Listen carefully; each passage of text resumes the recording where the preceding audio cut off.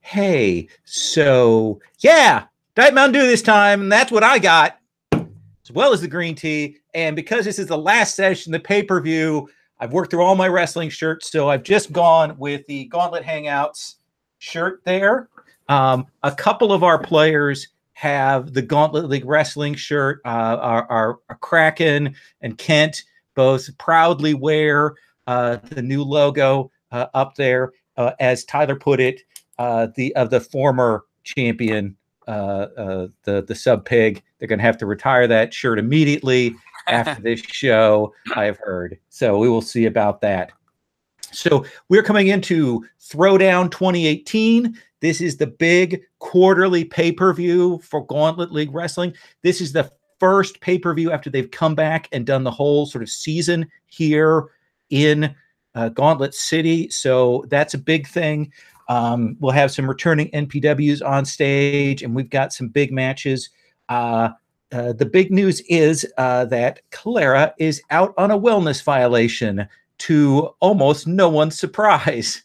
So that has finally come around. So Clara is off the card, and it's kind of a last-minute thing. So they have been rushing to get this set.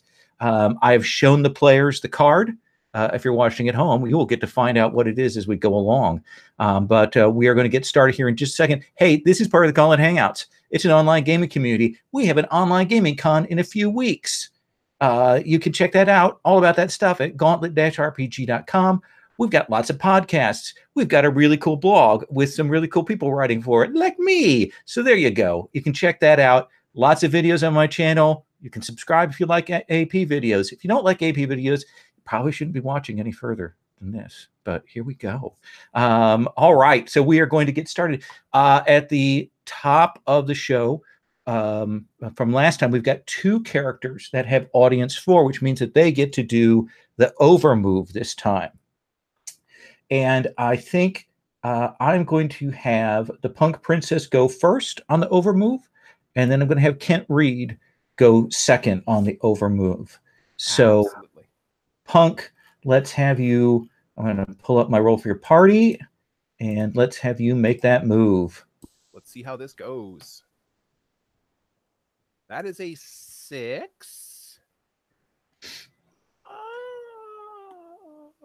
I'm going to hold on to my momentum and keep the 6. Okay. So, well, I think the choice is that the promotion has to gain a new trouble on that. Yeah. Because the other one doesn't really work for the PPV. So, yeah. Tell me, what's the new trouble? And it can also be a returning trouble if you want. Well, I actually think what really goes along with what's been going on so far is the trouble strong competition. Ooh, interesting. Obviously, even though the whole thing with the Kraken, supposedly getting romanced by Ring of Honor turned out to not be true, obviously we are getting noticed. Possibly because of that bad sponsorship deal. That makes perfect sense. And especially because we have had some other storylines with people getting hit for recruiting. So that makes sense. I like that very much. That is awesome. And then you also start with 2 momentum. And then we go to Kent. Okay.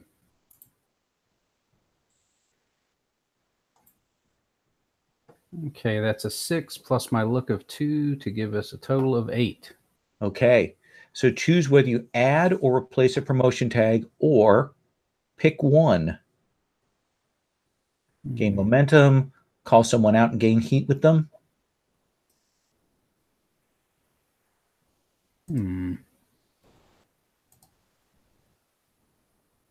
Let's see, what are our total troubles right now? Let's see. I've got hostile silent partner, theatrical pretensions, overreaching, bad sponsorship, and strong competition. Yeah. Yes, but we still got a lot of high tags, so there aren't more troubles than tags. Okay.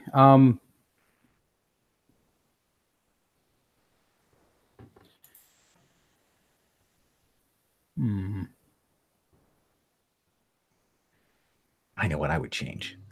I'm looking at this. This is where it gets tricky. You got just enough to do that. Yeah, I think we're finally going to have figured out a way to get out of that bad sponsorship deal. Okay. Like, they finally managed to throw that out. They took on some other sponsorship contract with the same advertising agency, but they just got something that's a little more kid friendly based on their current spot. So tell me, what is the new sponsorship deal then? Who is supporting whose name and logo is plastered all over this pay-per-view? Throwdown 2018 brought to you by. I'm thinking it's going to be I think it's going to be an actual candy company. Okay. Like not like the Snickers deal that WWE has, but maybe we got like the off-brand. Oh, like brought to you by Boston Baked Beans Candy, that kind of thing? That sort of thing, yes. All right. Stuff that we can sell, but not very well because nobody really likes it, that kind of thing. Right, absolutely. The plant that makes those and the lemon heads and things are all up in Chicago, so I know of those things. So yeah, that sounds great. Got a candy deal for it, and that'll load up what they can sell out in the concession stand. So we're going into the Throwdown 2018 PPV, and essentially the graphic is this animated glove hitting the ground and cracking the concrete. Okay. And they're talking about, the big match and it's going to be vicious and ask your parents it only costs this much. And so throughout the week, they've been running promo packages for everybody who's been participating, everyone who's on the card. They've been getting this set out. Probably a lot of this overseen by Robbie as our social media person. And I'm going to start with you, Robbie. Tell me what we've seen this week about Spider Hero.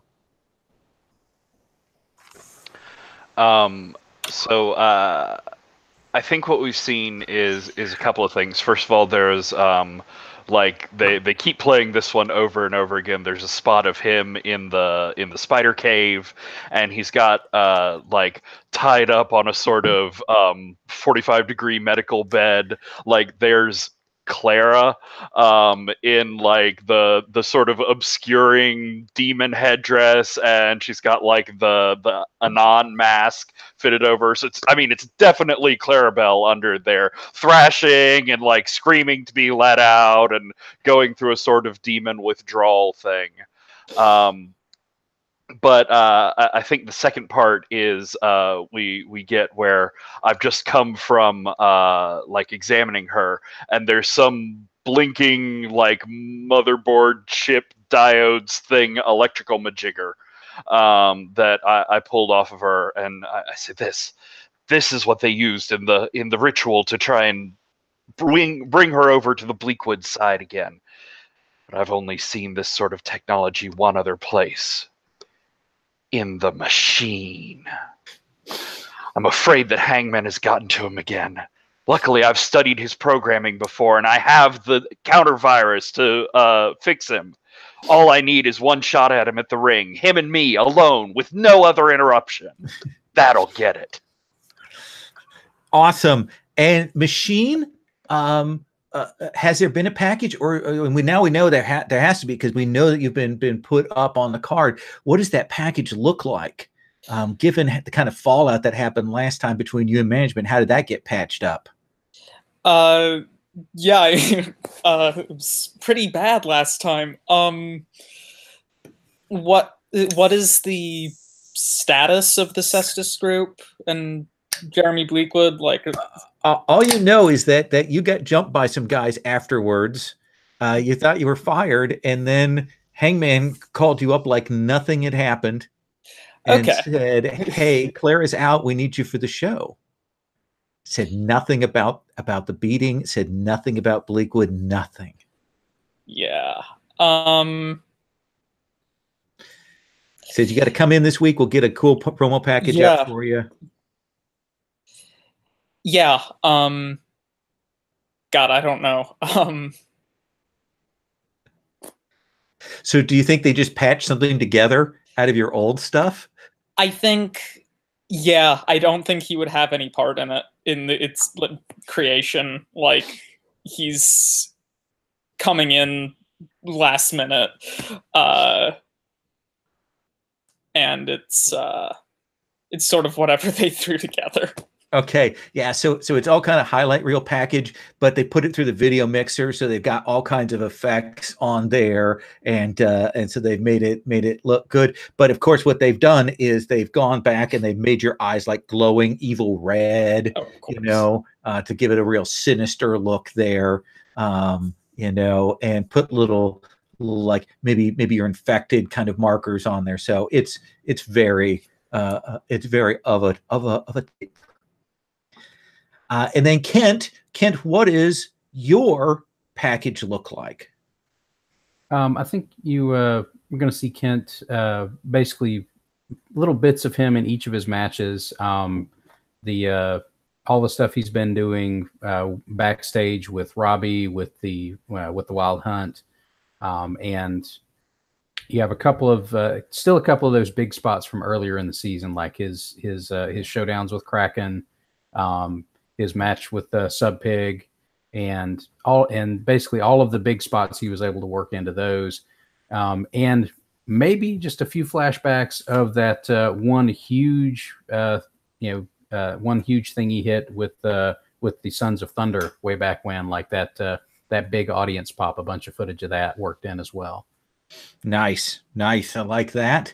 And then what about for Punk Princess? Well, I think because Tina's been doing this a while, and she knows that after last week, creative's probably not very happy with her because her winning the title really wasn't the plan. Mm-hmm. But she's convinced somebody to really lean into the whole like princess defeating the Kraken, sort of the woman power idea. So what we're seeing is there sort of with a public domain superhero music build up behind it. A lot of her match with Sub Pig, her jumping off the cage with Clara, and of course her beating the Kraken and like carrying away the belt, and all of it with the tagline, "Some princesses don't need rescuing." Nice, very nice. I like that. And then what about Sub Fahrenheit? What did Sub Fahrenheit's package during this week look like? It works when I turn the microphone much better. So it starts with like his entrance music starts playing. It's the Mr. Fahrenheit music, the "Don't Stop Me Now," and it's exciting and it's like kind of like the tempo of the music. It's all like big hits and him taking big hits, and it's like a highlight reel from the whole career, fighting various Bleakwoods, lots of other faces from the past, to the modern day, or not modern day, but the present. And right when it hits like the chorus, the music cuts out, and it's just isolated vocal track of "Don't Stop Me Now," and the Kraken, the slow motion footage of the Kraken pinning him, and that repeats. And repeats and repeats. But then "Because I'm Having a Good Time" kicks in, and it's footage of him winning the title and raising it above his head. And the point is they want to take the fans a kind of quick version of his journey and get them excited about what's coming. Nice. I like that very much.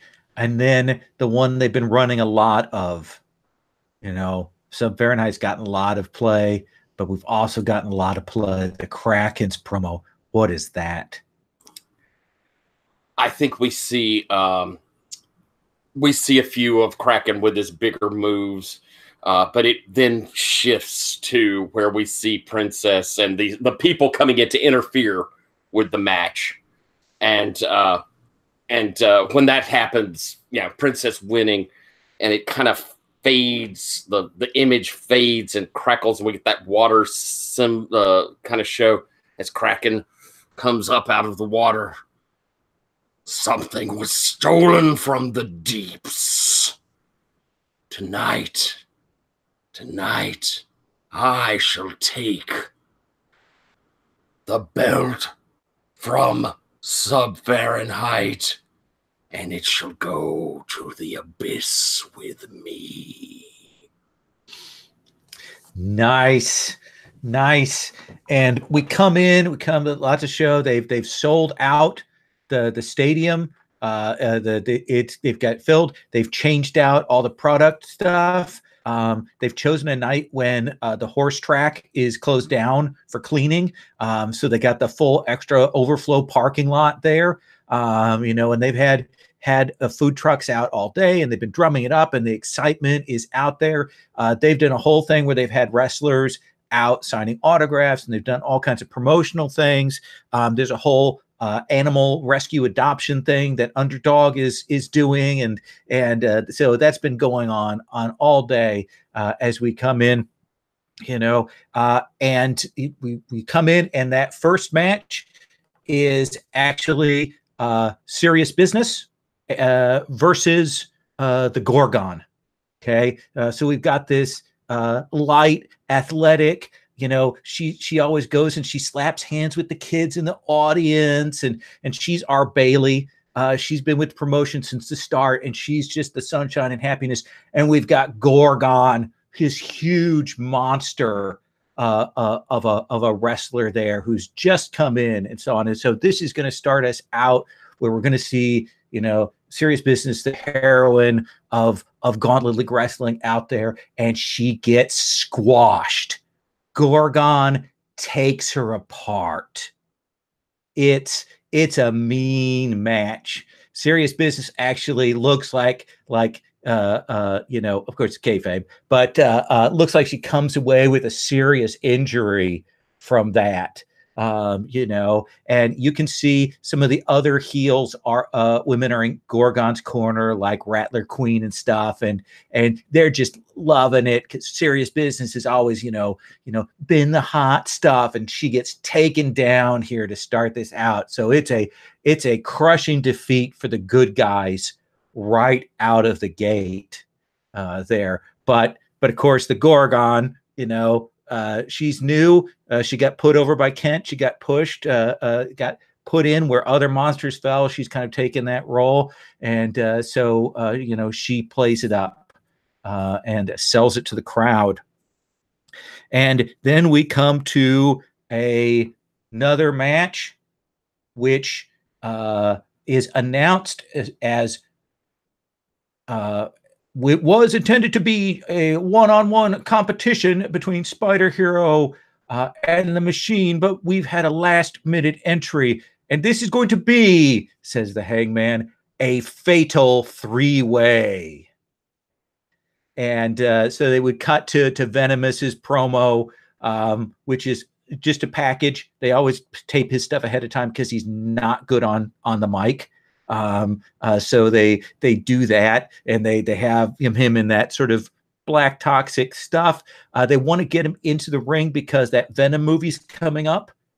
So they absolutely have to get him on stage right now to drum that up for it. But then we cut to the Machine, and Machine, what does your actual promo for this match look like? Okay, so it's got sort of a glitchy filter over it. And like all of the Machine's promos, pretty much it's short and to the point.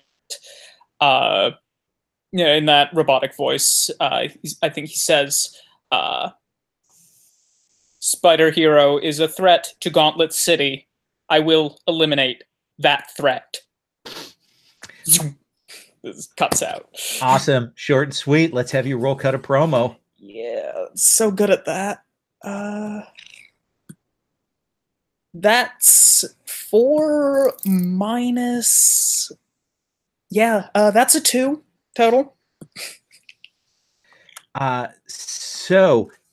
This does not hit very well at all. And there's a moment where you're afraid, you kind of start to feel that migraine again, but you kind of put that back down and hold yourself together. But you also realize that the costume that they've given you is sort of your old costume, and it's in really bad shape. Like maybe somebody threw away your new costume and they had to dig out this old one. So you're going to have to be a little ginger in the ring when you do this, and you're actually going to lose a momentum. Okay. I think he's going to play that up, the looking sort of damaged thing up, actually. Oh, okay. Like battle given damage? that. Yeah. Yeah, he's gonna take advantage of that, and the whole idea that is,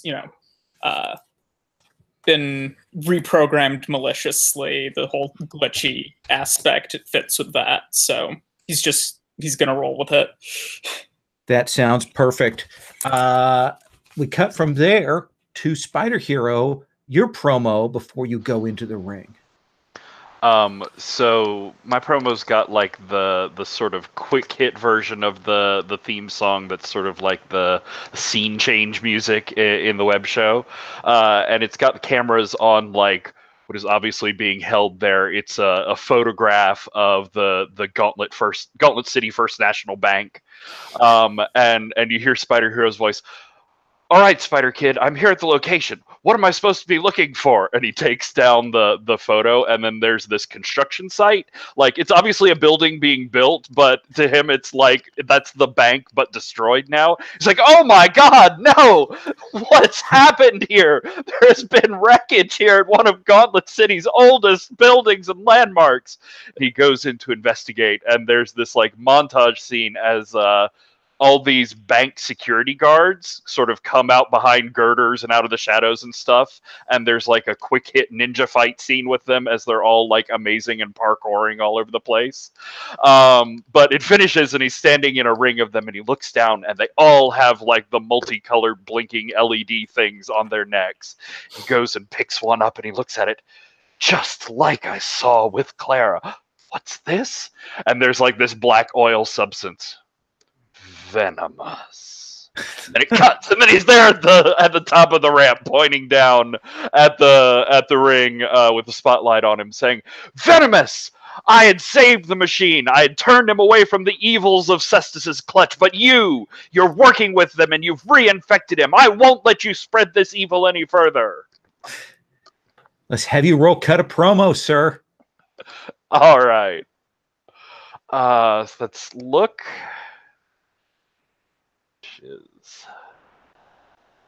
It's an 8. It's an 8. So you can add a stipulation to the match, gain a momentum, or gain a heat either with Venomous or with the machine. I'll go ahead and pick up a heat with the machine because I don't have any with him right now. That makes sense. And don't forget, if anybody has an advance, don't forget to make sure you've taken your advances if you need to. So you come down the ramp.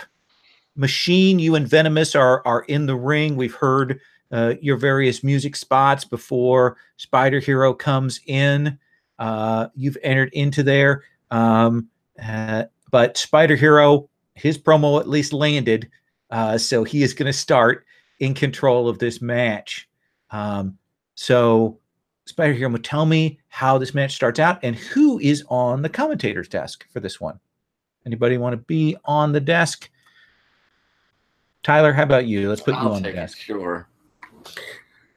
Big Bob Buckland, and we are opening up Throwdown right here, ladies and gentlemen, and we have got a fatal three-way between some of the most terrifying, the most obscure, the most unusual, and Spider Hero. So Spider Hero, he's come running down the ramp and does like a jumps and grabs the top rope and sort of flips up over it, and he lands in the ring and pulls out from his spider belt pouch. It's like a USB stick, but it's like got a read on camera and for the whole thing, so it's like 6 inches long and it's covered in LEDs. He's like, "Machine, don't worry, I know they've gotten to you, but I have the antidote right here." And I go rushing towards him, but Venomous just comes out of the corner and like arm bars me across the face down to the ground. I look up at him, slipping the thing back in my pouch. Fine. And so we get into like a back and forth, me and Venomous, as he like flips me over, and we worked out a couple of acrobatic things. But I'm trying to get past him and get up to break through the machine's programming. So do you think that's is that something you've worked together, or do you think that's demonstrating your character through action?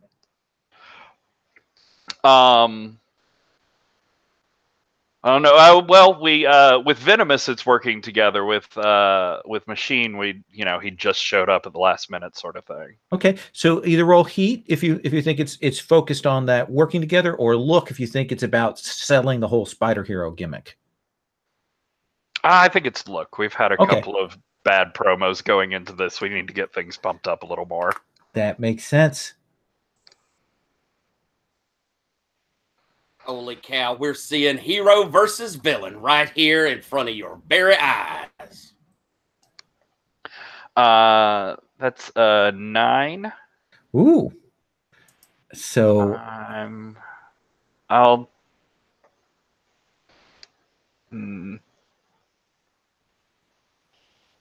what'll it be? I know. I was like, oh, it's easy. I'll just take the momentum, but I forgot there was heat there.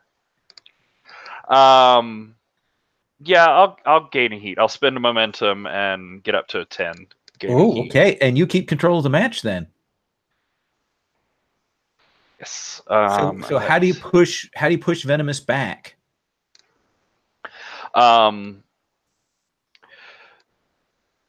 So I think what it is I'm coming at him, and he grabs me by the neck to like lift me up in a choke, but I'm ready for him this time, and so like as he grabs me and lifts me, I'm grabbing onto his forearm and continuing momentum so that I sort of pull his arm over his shoulder with me and knock him down to the ground.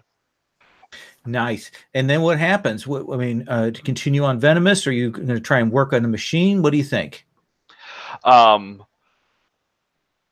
I think what I'm going to do is, okay, so I get past Venomous, and I think the Machine, his eyes are like glowing red, and he's there in the corner. He's being threatening. And I come towards him, and there's like a force field that I can't get through. And so I run back and bounce off of the ropes, and I come running in, and I still can't get through. So I turn around to the audience, and instead I'm like, Listen, his systems don't work well with too much noise. Help me out. You have to cheer. You have to help me break through the shielding. I'm going to try and work the audience. Okay. That is, what is that? Plus audience? Yeah. All right. He's calling to the audience right here, breaking through with sonic power. That's 11. 11, you get 2 momentum, but Ooh. The Machine takes control of the match. And I actually get a 3rd momentum because my fans, as I hit a 10 plus, start chanting Spider Hero or singing some of the song or something. Spider Hero, Spider Hero. This doesn't work well as a chant. It does not. Machine, you have control of the match then, as Spider Hero kind of does this chant. Venomous is selling it, and calling out at the sonics of it. He's not sure whether it's supposed to be for him or for you, but he's doing it, because that's how Venomous works. So Machine, you control what happens next. He's like, he's selling that this is affecting him. He's moving towards Spider Hero like someone wading through really deep water. Like it's slow in that and deliberate in that way. And he sort of gets a last-minute burst of speed to do like an unusually brutal-looking hand to Spider Hero's head to just knock him down, and yells, "Silence, meatbags!" And I would like to go for some cheap heat with that. Okay. So yeah, you're insulting the audience, so you can get that cheap heat and get that once per session, so you get the extra momentum. And cheap heat allows you to keep the control. So tell me what happens next. I think the working Spider Hero for a little bit. I mean, depends on how the audience reacts, I would guess. How does the audience react? Well, I mean, they're kind of excited when you call them a meat bag. I mean, who do you want to go at? Do you want to tangle with Spider Hero a little more? Should we go for a look move there? Yeah, I think. Then let's do a wrestling look move. You're kind of selling up your machine nature as you grab onto him. Yeah. Throwing him around. The robot revolution has begun, and I swear, my robot overlords, I'm ready to serve. That's a 6, but I will spend that momentum I just got to make it a 7. Excellent. Do you want to keep control and gain back the momentum and keep going, or do you want to gain a momentum and hand control off? No, I'm going to hand control off back to Spider Hero. Spider Hero. Venomous is kind of caught in between. The machine is pounding on you after having gotten through some of your sonic interference. What happens next? So yeah, I think he's like pounding Spider Hero down. He's like falling down to his knees, and then the machine comes in for a big punch down at him, and Spider Hero just like grabs and redirects his arms so that it hits Venomous like in the middle of his back. And so as the two of them are tangled around, I'm going to. I think I'm going to use the confusion to try and slip around on the machine's back and try and get him held down long enough that I can like lower this USB stick towards him. Okay. That sounds again like we're kind of doing a gimmick on this. So I think look is still the thing. All right.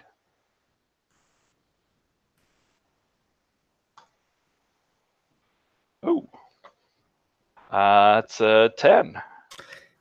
You can gain 2 momentum or another heat with the machine. I'm gonna gain another heat. Do you get the USB port in? Do you get that in him or not? No, I think I get like it's right there. I've got the machine held down. He obviously can't break out of this complicated joint lock, even though he doesn't have joints. And I'm bringing this USB stick down, and it's almost there when Venomous, like out of the shadows, comes and just rushes me off of him. Yeah, knocks you away, like trying to keep you from pinning the machine. And Venom, he knocks you back, and Venomous kind of looks, and you see Venomous is maybe looking to go and pin the machine now to win the match. Like he knows how to win. So what is it you want to do, Spider Hero? You're still in control. So I think I'm there, like laying on the ground, like Venomous has knocked me down, and I'm just.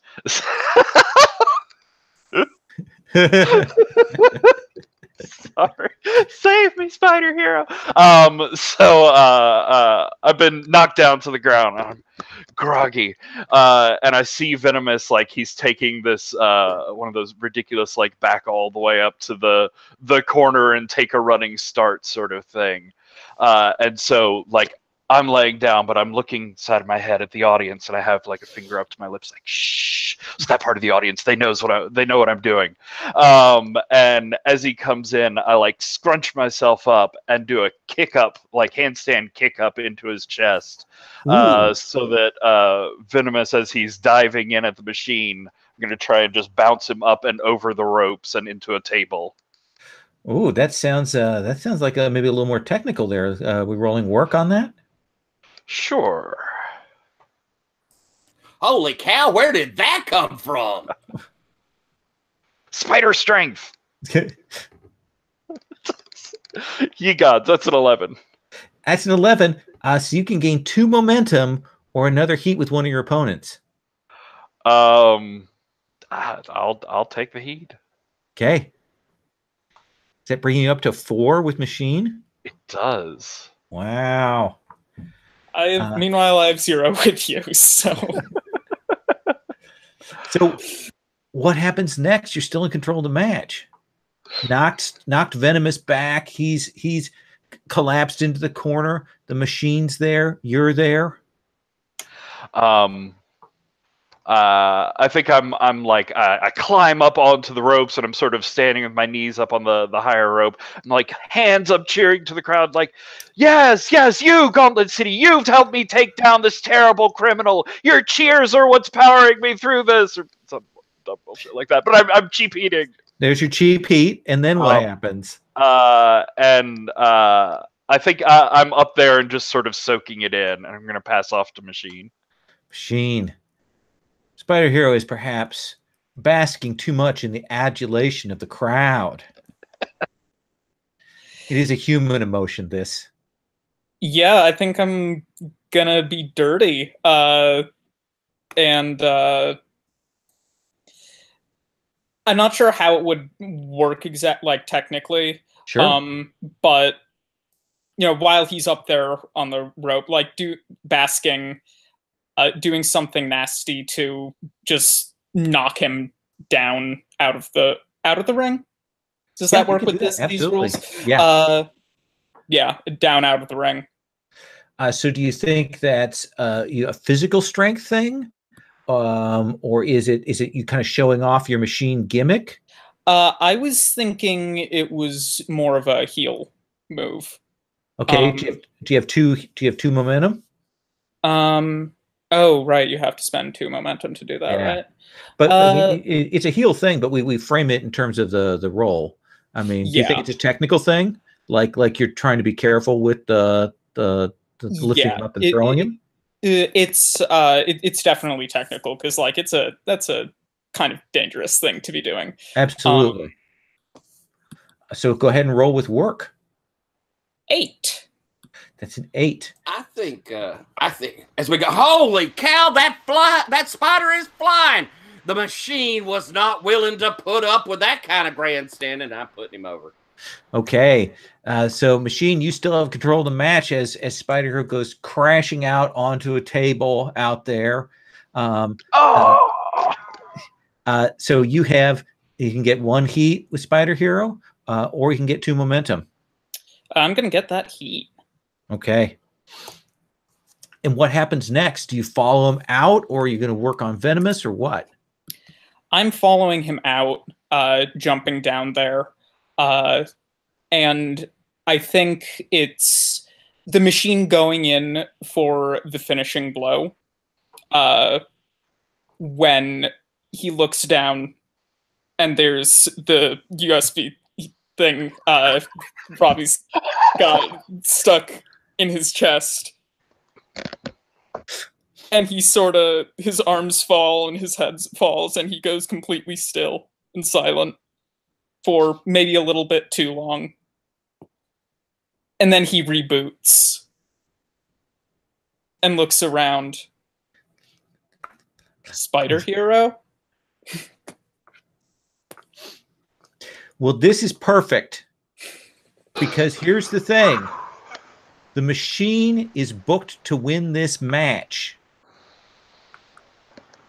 So does the machine pin Spider Hero, or does the machine going to pin Venomous? Oh, he is absolutely pinning Venomous. He's good now, you guys. So tell me what that looks like. How does it happen? Venomous is getting up in the ring. What happens? I think it's a lot more dramatic and showy than he usually is. Leslie's trying to improve on that. So he takes his time getting back in the ring, and goes to do like a face, one-on-one, like face-to-face challenge with Venomous. And I think, they're working each other, grappling, and it's dramatic and all that. And as Venomous is going to get a nasty hit in, Machine counters and flips him. Oh, okay. Spin him over. Let's have you roll to hit your finisher. And I can roll plus work for that because I have a move, Excellence of Execution. Oh, the machine is all over it. That's not going to do it, though. That's a 3. Oh, dear. Oh, plus my work, which is 5. But I only have 1 momentum for 6. Well, I actually have the carry these kids move. So I'm going to spend 2 momentum on you to bump you up to a 7.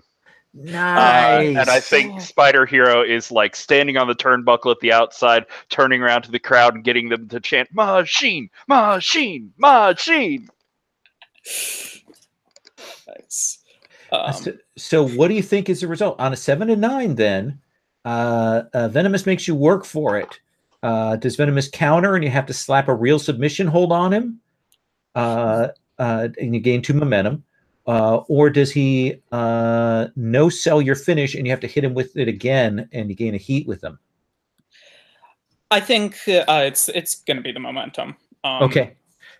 And that is the thing. You know that the guy who Venomous, that he gets worked up in the ring.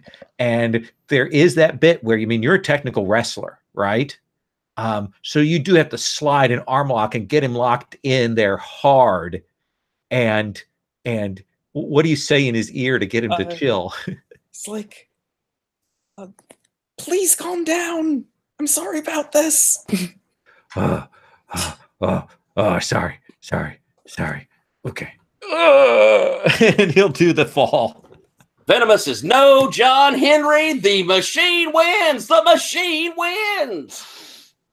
So, Machine, you have won this match. You only have a brief respite, though, because as the winner of this match, you are going to be paired along with Kent Reed to do battle in this upcoming tag team match. So they will clear the ring and get things set for this next bit.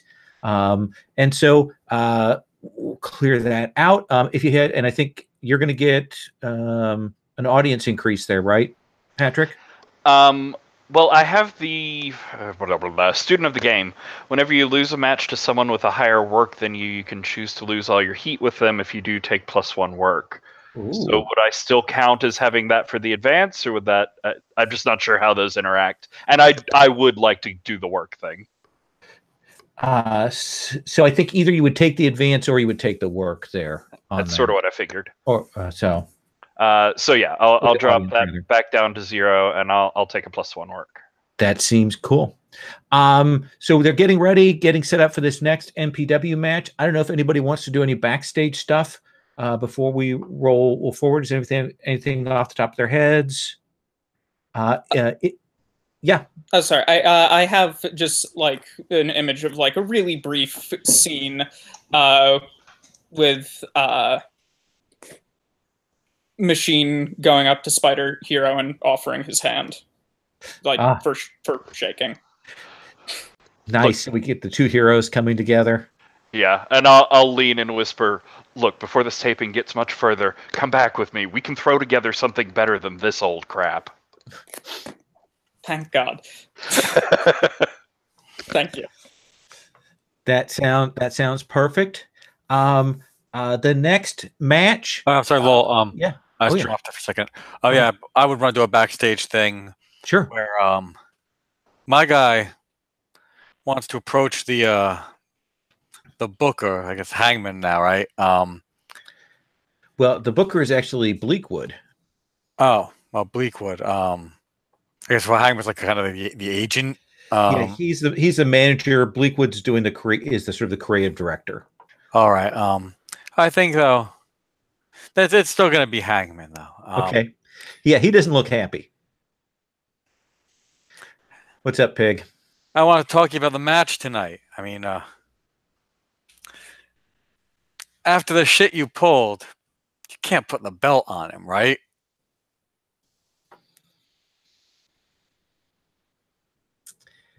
What do you mean? I know what you did. About? I know what you did. It would be stupid. It'd be real stupid because he's pissed for you to put the belt on him, wouldn't it? Well, normally that would be.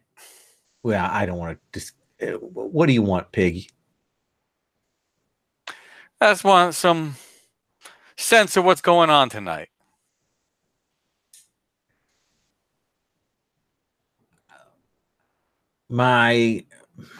Look, they are playing the long game here. Shit's getting sorted tonight, and I'm on the short end of the stick on it again. So I can't tell you. You know. Fair enough. But again, just keep in mind that what you did, it wasn't nice. Avery just grabs him by the neck. And if you ever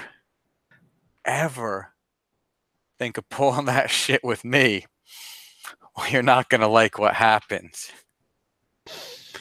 And he looks genuinely terrified.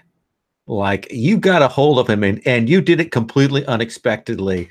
And you grab him and he looks in your face and he sees you mean it. Because here's the thing is he knows Kraken's mad, but he knows Kraken ain't going to do shit. Kraken's too nice. You're not nice. You like to hurt people. And he'll be like loud and clear. Loud and clear. Good. Get out of this goddamn promotion. God, a stupid terror. Kent, you want to do a brief thing backstage? Yeah. Want to do a short bit with Robbie if I could. Okay, absolutely. Robbie or Spider Hero? Well, I think technically it's going to be Spider Hero because it's going to be an on-camera bit. Okay. Back at the Spider Cave / apartment / whatever we're calling it now. Large flat screen. Yes. Okay. This is on camera. We got the screen up. We've got that little sort of map of all of the wrestlers and who we've knocked off and who we haven't. And as far as being folks who might be in the pocket of the Cestus group. And you see Kent pointing to the side that we haven't assessed yet. And he says, we've got a big glaring spot on this side of the map. We know what's going on over here, but we've still got the new DM champion. How did she get that match? She literally just started with the promotion a couple of weeks ago. She got a match with the DM belt last week. You're right. It's we really had, suspicious. And all of that stuff came down just a little too perfectly. I think while they're talking back and forth over this, Spider Hero is moving the picture of the machine back over from the infected column back to the uninfected column again. And if she is on their side, it's not going to be as easy as installing a counter virus. No, we have to sort that out tonight. You've already done your end of things. You helped the machine. And I think I'm going to have to handle sorting out what's going on with the princess. Are you sure, Kent? We're on the same side. You don't have to stand alone in this. You're going to have enough stuff going on back here without having to worry about this. I'll handle this. You work with the hunt, work with Spider Kid, work with the machine, see what else we can get done outside the ring tonight. I'll take care of this last part in the ring. Me and the machine will handle the next match. After that, I'll see what we can find out about the princess. All right. Just be careful out there. This conspiracy, it's getting deeper and more insidious than I ever imagined. I'm not sure how this is going to work out, but I'm glad we're working together on this. And Kent sticks out his hand for the hero handshake thing. Spider Hero will clap in and they'll do the pose there. Nice. We will see just as you know, that cuts into the next match, which is actually featuring the Wild Hunt. It's Widow, Ash, and Hippolyta, and they are taking on 3 Gauntlet League wrestling heels. Underdog, Bobby K, back for the pay-per-view, does that. And also, we haven't seen him on screen for a while, but Houston Huxley is there in that corner. And this will be a battle royale that will go back and forth for a while. And it will finally be Widow and Underdog. And Underdog does, get in there viciously and does a heel thing, twist, a turn, and drops Widow and will pin Widow. And again, the good guys lose.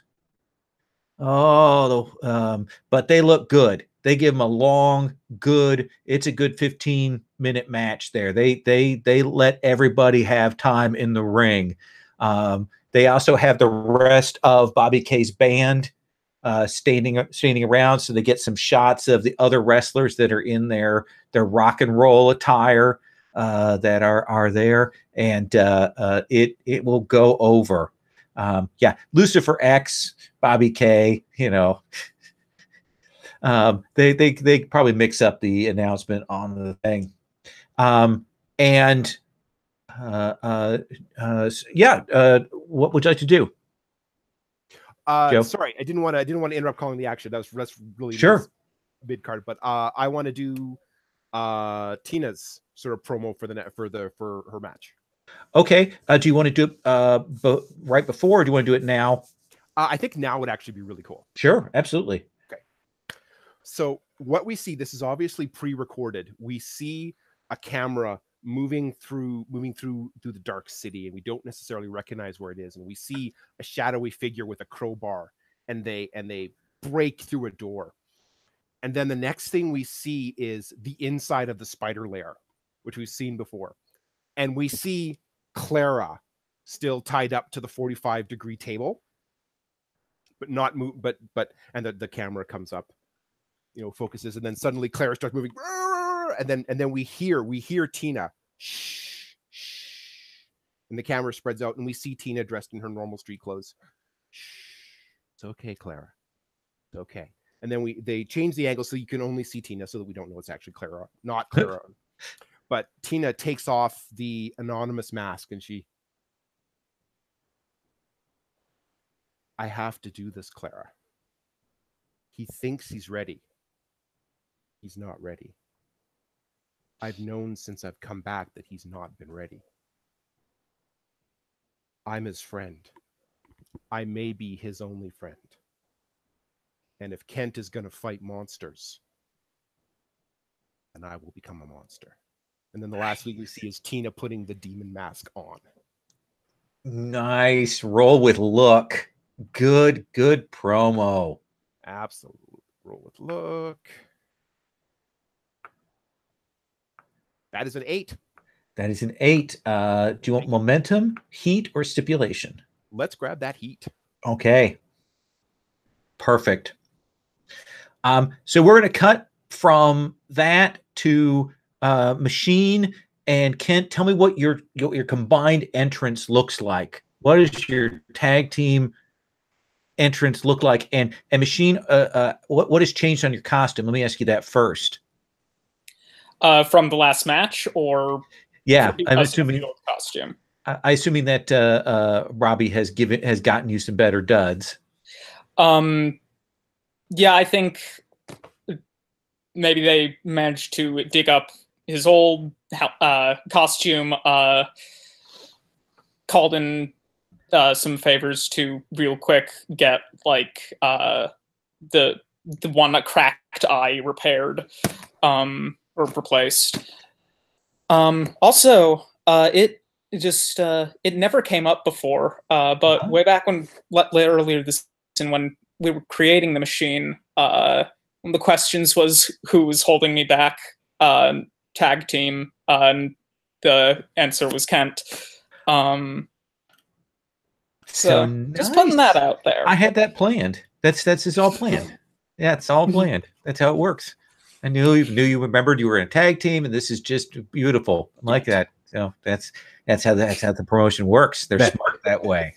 That same thing I think was poor Bobby K's problem as well. The other technical wrestler we had. Yes. I think we ended up having the same relationship. So Kent, tell me what this combined entrance looks like for you two. I think we're gonna work in, like, you see the Wild Hunt, Wolf Howl starts up, Kent stalks out on stage during that, but before the rest of the music kicks in, you have it looks like basically a metal tube sort of slide up from underneath the entrance ramp. And you see like a little LED light flash on the side, and it's like one of those ones that sort of build up. It goes from red up to green, and as soon as it hits the green, it drops, and you've got the machine there in his new outfit. And then you get sort of the machine's entrance music plays as they both walk down to the ring. And you two will come into the ring, get up into there. And just as you hit the ring, the lights go kind of dark, and you'll hear the crackling of thunder, and then you will hear this sinister organ start up, and the lights will hit the entrance ramp, and you will see coming down from the other ramp, you will see Jeffrey Bleakwood and Mama Bleakwood. Mama Bleakwood also looks much bigger than you've seen her on screen before. Then the two of them come down, and the audience goes nuts. This is the first time we've seen him on screen. He was here to fight Clarabelle, but he's willing to take you on. And he comes down, and he's got less of the sort of the weird creepiness, because he kind of transformed in the last match. He went to a more serious thing, so he's just got a more sinister look to him. He's playing up on the more conventional monster stuff. But Mama Bleakwood's, she's got the sort of the dress. She's a little bit tight there, but it's more that got the veil there covering over that's down, and she's super tall. And they will come down, and Kent Reed.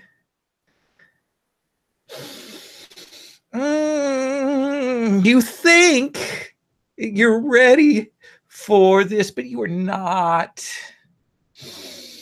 Maybe Clara might have been ready, but I don't think so.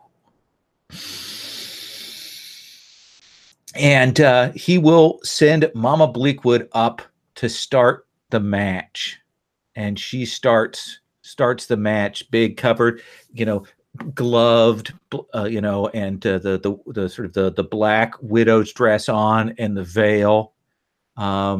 Which of you two starts in the ring? See, would probably suggest Kent, since Machine just got out of a match, maybe have him sort of build up a little. I was going to suggest the same thing, also just for story purposes. I think, you have Machine acknowledging, his support of Kent in this, dealing with this unpleasant surprise. And then, go get him, buddy. Not literally, but that's the vibe. And so Mama Bleakwood comes up, and you start the match. So this is you versus MPW. So we kind of will do a couple of sequences here before we get to the finisher. So Kent, tell me what this first sequence is like with big Mama Bleakwood here. Okay, I think you got a because Kent was sort of shocked by this too. So he's playing up the surprise of having this particular duo show up.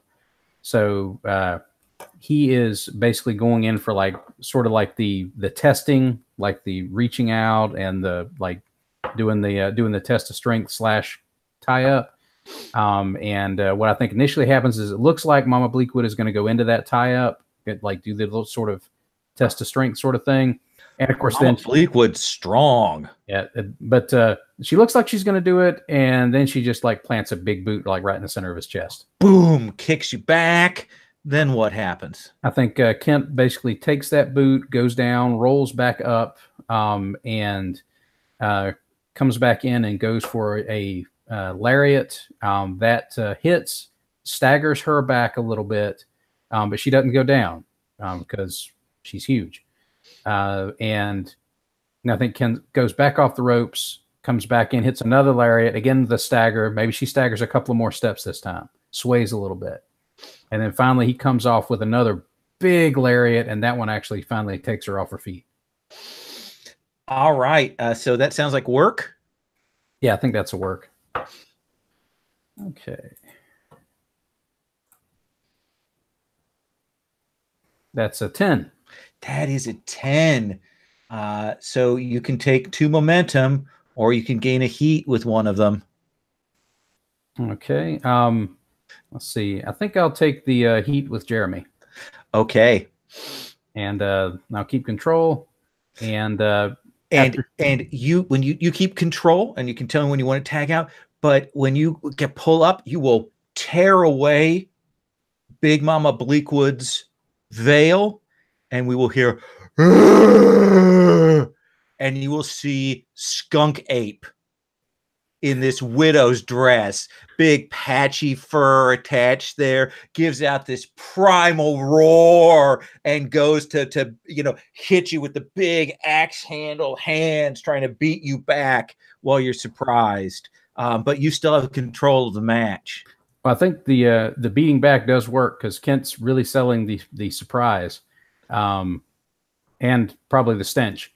Yes. So he's staggering back from the repeated sledgehammer blows, and he gets back into the corner. The ape basically grabs him out of the corner and Irish whips him across the ring into the other turnbuckle. Kent rebounds off that turnbuckle. Skunk Ape goes for a backdrop as he's staggering out of the turnbuckle. Kent rolls over the top of him, lands on his feet, and then swings back around with a couple of right hands. The Skunk Ape staggers a little bit from that, but doesn't go down. And then he comes, Kent basically tries to Irish whip the Skunk Ape into the other turnbuckle. Skunk Ape puts the brakes on that. And they tug back and forth. They're roughly, Kent's a big guy too, but Skunk Ape's got a little bit more weight on him. So he's able to sort of hold off on that. And Kent, seeing that that's not going to work, he goes for a kick to the gut, and then basically bull rushes him into the turnbuckle, and he's going to try and do a tag off to the machine in the turnbuckle. Okay. So let's have you roll your hot tag then. Okay. Let's see. And what do I roll for hot tag? I hadn't. You roll your heat with the machine. Okay. I think that is a 0. So let's see how that works out. It should start at a minimum of 1 is what we should do for that, just because the setup. Okay. All right, that is a 5. So I'm going to spend my 2 momentum and bring that up to a 7 so that we make the hot tag. Okay, and then you're going to give 1 momentum to the machine then. Well, I won't have any momentum after that. Okay, so yeah. But machine, you come in. It's not the greatest tag. Skunk Ape is strong enough and kind of keeping you isolated, so it is a more desperate tag. But you will come in and you have control of the match here. Skunk Ape is huge. He's huge. Yeah. I think the first, obvious thing is, in real life, not in kayfabe, does Skunk Ape smell terrible? Yeah. Okay, then I think Leslie's just doing his darned best not to react because the machine doesn't smell things. Right. And the change in his style is like really immediately evident. He's mostly staying put, waiting for Skunk Ape to come to him so he can counter. And I think he gets a couple good counters like that and manages to get some good blows in on Skunk Ape. Mm-hmm. And he hits him with, like, what's supposed to be his full strength. Okay. And Skunk Ape is staggered, but does not go down like it should. And throws him across the ring. Okay. Let's have you roll work, because I think you are kind of trying to do some get up and close with them. That's a 5. I'll spend 2 of my momentum to make that a 7. I'm all right. Real great tonight. Do you want to keep control, or do you want to hand control off? And get a momentum back. I'm gonna keep control. Okay. It's time. And I think. Sorry to jump in here, guys. Yeah. Lol. That's when Tina jumps out of the audience. Okay. She's dressed in her street clothes. She's got a steel chair that's got Princess spray painted on it. And she sets up the chair and sits down in Kent and Machine's corner. Oh, interesting. So not a run-in, just kind of. It's going to be a run-in, just maybe not yet. Okay, you tell me when we do that. Sorry, because it's my first time appearing on camera. Need to do my reputation move. Let's do it. Sorry to take tension away. 4. Actually, that is perfect. So what is the result there? On a botch, they've heard of you and think you suck. Lose 1 audience. Okay. Yeah. They're not happy. They wanted to see this. You kind of came in the middle of the hot match here. That's okay. They'll like me in a minute. Oh, and I'm gonna get a little bit of cheap heat because I'm wearing Kent's t-shirt. Okay, that seems reasonable. So what was your role there, Machine? That was a 7. Okay. Total. And you still got control. Okay, so yeah. Let's go ahead. Yeah, I think Machine is knocked down, but he gets back up again. Like he does.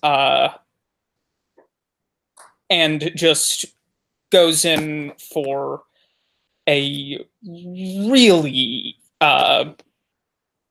brutal looking lariat to finally take Skunk Ape down. Okay. That seem again like work? Is that what we're doing here? Work or power? Power. Let's do power. Okay. That's a 7. I will spend 3 more momentum because I have momentum to spare to put that up to a 10. Okay. And do you want it heat or do you want momentum? oh, that just I'm gonna take heat. Okay. Yeah. And how does control shift after that? I forget. You keep control unless you want to hand it off. I think at that point, Skunk Ape sort of weekly, not weekly, but he tags in the other guy. Oh yeah, he go reach over and tag, and Bleakwood is in, and Bleakwood, he's actually a high flyer, so he kind of leaps over, he lands, and you see him land on all fours, turn his hands around, and spider crawl on the ground over to you, and it's. You haven't been in the ring with this. He's clearly double jointed or something, and it looks freakish. And he comes over at you, and like a wave kind of rolls up towards you. So what happens next? Machine is gonna roll out of the way, get to the other side of the ring so he can tag Kent back in. I can smell your fear. It's delicious. So let's have you roll your tag. Okay. What's your heat with Kent? 1. Okay, then roll with a +1. 9. 9. I have 1 more momentum. Why not? Okay. So boom. So the tag is made, and you get a double team opportunity on the legal wrestler. You both get +1 momentum. And Kent, you take control of the match as you come in, and what happens there? I think we do a double team. Bleakwood is sort of following up on the machine because he's got him on. He's appearance wise, he's got him on the run. And as the machine starts to back in, Kent does what would be a blind tag, but Bleakwood doesn't notice it because it's behind the machine's back. And the machine's got that extra bulk on him because of the costume. So he bulls the machine in and tries to whip him across the ring into the other ropes. And as he does that, and looks like he's prepping for the machine to come back and do like some sort of rebound move. Looks like he was going for like a double chop or something. The machine ducks under that. He misses. He comes back around, and as he does, both Kent and the machine come off the ropes and hit a double clothesline on him. Nice. And you've got Bleakwood kind of staggered there, and kind of getting back up to his feet. Describe this next sequence to me. I think at that point, Kent's got sort of his legs back under him again after that sort of miniature freak out at the appearance of the Bleakwoods and the Skunk Ape. So he is going full bore with his standard, like, right in the face sort of style. He's running in with punches, bullying him into the corner. He goes for like the big berserker beat down in the corner after he bull rushes him in, because Bleakwood's a little bit smaller than Kent, if I remember right. So Kent is playing full big man. He is just bludgeoning him in the turnbuckle to where he goes all the way down to the bottom. Do you think that's your signature? Are we saying look here for that? Yeah, that's his berserker blitz move. Let's have you roll that. So let's see how this goes. That is a 12. That is a 12. So you gain 2 momentum, or +1 heat with your opponent. I think I'm going to take the 2 momentum this time because I need to build that back up. And and retaining control, I think at once Bleakwood is down in the corner, I think Kent goes over to the opposite corner and like sort of delivers just looks like he's going to take a swing at Skunk Ape. like runs over there, and Skunk Ape looks like he's going to duck it, but Kent stops, waves at him, like, and then turns back around and rushes in to basically knee Bleakwood right in the face as he's down into the turnbuckle. Here's the thing. You are scheduled to win against Bleakwood. You are scheduled to take this match. This is your time. This is your time for the tag team belt. So tell me what the finisher looks like.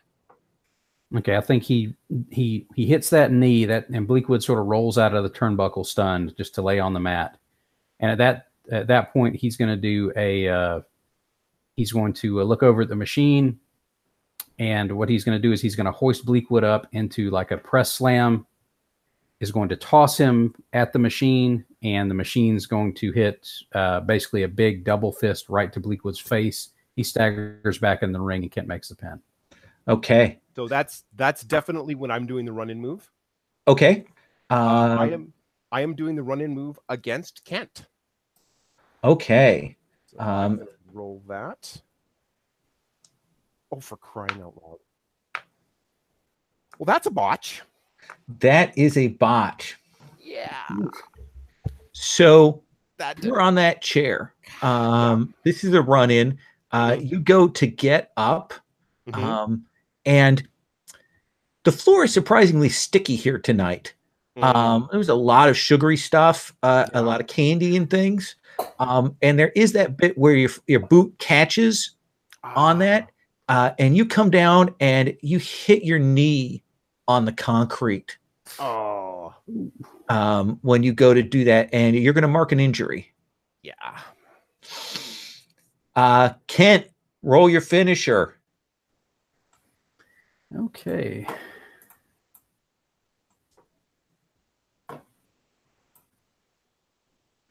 Ooh, let's see. That is a 4. Luckily, I just got enough momentum to spend all 3 of them to bump that up to a 7. Okay. So they make you work for it because Bleakwood never just lets it go. Choose. They obviously allow you to get the win and gain 1 heat with them. They push you, and you both gain 1 momentum. What do you think? I think he pushes us. I think we have to do a little bit more theatrics with it. I think at the first press slam attempt, maybe he squirms out of it and tries to do a flying move off the ropes to try and take Kent down, and Kent ends up catching him. He tries to do a crossbody. Kent catches him across, like in a body slam position, and then presses him back up, and then completes the move. Perfect. So you and the machine gain a momentum, and yes, you have defeated Bleakwood and not Bleakwood, and they will come out and they will hand Machine and Kent the tag team belts. So you two will get a belt, and you will get an advance for getting the belt, and you'll be in the ring, Machine, with one of these belts in your hand here. It's all I ever dreamed of. Yes. So the interference didn't work. Right. But I now have this ability called Anything to Win. You can use both the babyface and heel roll moves. Mm-hmm. So I'm going to spend 2 momentum and use the heel move. Okay. What I'm going to do is gain +1 heat with your opponent, in this case, Kent. Okay. But story-wise, what happens is that Tina hits the ring, like while he and Machine are celebrating, and just cracks him with the chair. Oh, nice. Bam! Bam. And then leaves the chair on top of him and walks out. Perfect. That will clear the ring. They will get things cleared, get things set up. We're going to take 5-minute break. When we come back. Yeah. Quick question. Sorry. So Sure. Kent and I both got an advance for that? Okay. You both got a belt. You both get an advance. Okay.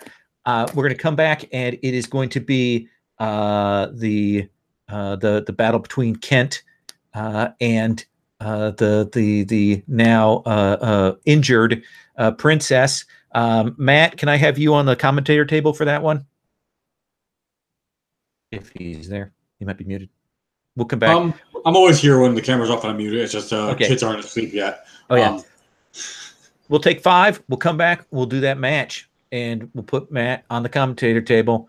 And as they drag, the Padishah arrives to tisk get Skunk Ape there, whacking him with the cane. Yes. All right, take 5.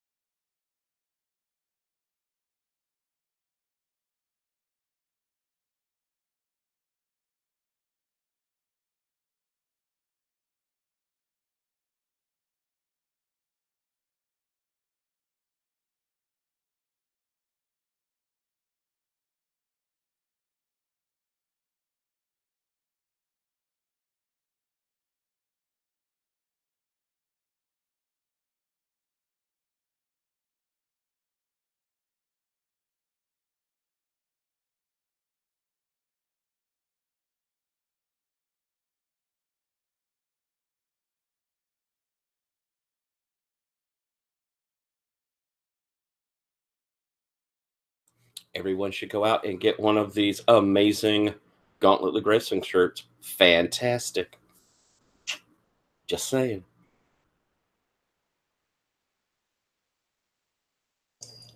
I kind of feel like a Mark wearing one. I suppose you can't wear your own shirt. It is so hard in this game to give other people heat with you. Damn it. It's hard, and there's a lot of setup that ends up having to go into it. We've talked before about people trying to set up tag teams, and you really have to go into jumping through some hoops to try and get that heat between a tag team.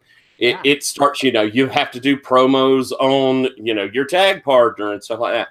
It could be really tough. That dedicated tag helps a little bit, but still, it's hard to purposely get your heat up. Yeah, for sure. The tag team's also a challenge as as a G, as a person who's running the promotion, because that means you've got 2 players, and you have to put them against 2 other players or another player in an MPW, and it creates a really weird set of balances there in terms of booking a show. And it's Matt, you were going to say? I love tag team wrestling. Yeah. I like tag teams too. I think and I think it's probably, I'm just looking at the system wrong, but it feels like one of the weaknesses is like, because it's like fairly simple, if once you like play like one character for a while, you start to see that it's very easy to manipulate some things. Like I found with my guy now, the way he's built, like there are certain strategies that you can just like ramp up audience like really quickly. Yeah, I do think this game is actually made, having seen it now in a kind of a full 11 versus 8, that it is kind of made to go at a certain point. You go, okay, well, my roster's done. I get a, bring in a second guy. Yeah, I think that second guy is a big important thing, or doing those sort of shifts where you play a few different ones, and the narrative works well. Like with Kraken, I'm glad I brought in that other guy for 3 of this full run. Yeah. Because Kraken narratively, you don't want to see a giant forever, and it gets that it's hard to make story for them, so you want to have something else. Yeah. So Patrick, you want to do a spot before we go to this next match, and then we'll go to the promos for we've already seen our Princess promo, but we will see our Kent promo here. So what do we see with Spider Hero here? So it's just a quick like on camera thing, but it's backstage in the spider cave set. But there's he's walking up to the door, the like big sealed locked door into the spider cave, and there's like deep gouges on it, and it's hanging sort of half open, and he pushes it open, and like the entire spider cave is just like ripped apart and wrecked, and there's these big like gouges, knife-like gouges in the wall, and the medical table that Clara was on is like broken in half and twisted, and he's like frantically looking around like, Clara, are you here? Where did you go? And he gets over to the table and he finds like Clara's like demon dreadlocks. There's one of them that's been cut off and like tied into a noose, and it's just hanging there on the table, and his spider eyes go angry as he holds it up, and that's where we cut. Nice. Are you cutting a promo on Hangman? Yeah, sure. Let's have your roll look.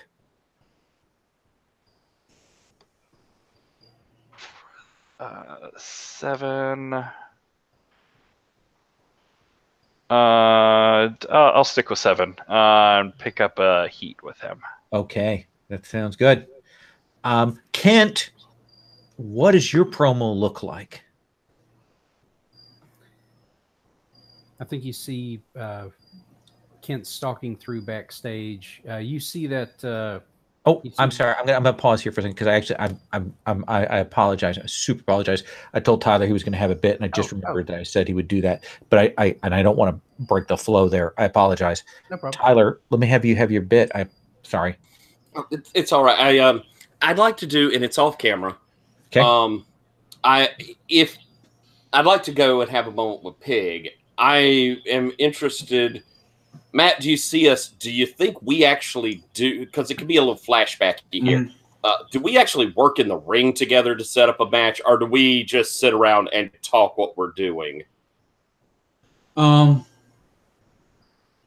a good question. Because I'd like at that moment when we're coming up, with what we're going to do. I think. This is fortuitous because I was actually going to, before our match, was going to do a backstage segment of Pig would approach you like, okay, so what do you want to do tonight? Like that kind of conversation. So, how much they're planning out, we can play out. I wouldn't mind us, a bit before match, a day or so as we're coming up kind of with we know what's going on. Yeah. And so we've been doing other stuff as Pig, I don't know how this thing's going to come out tonight, but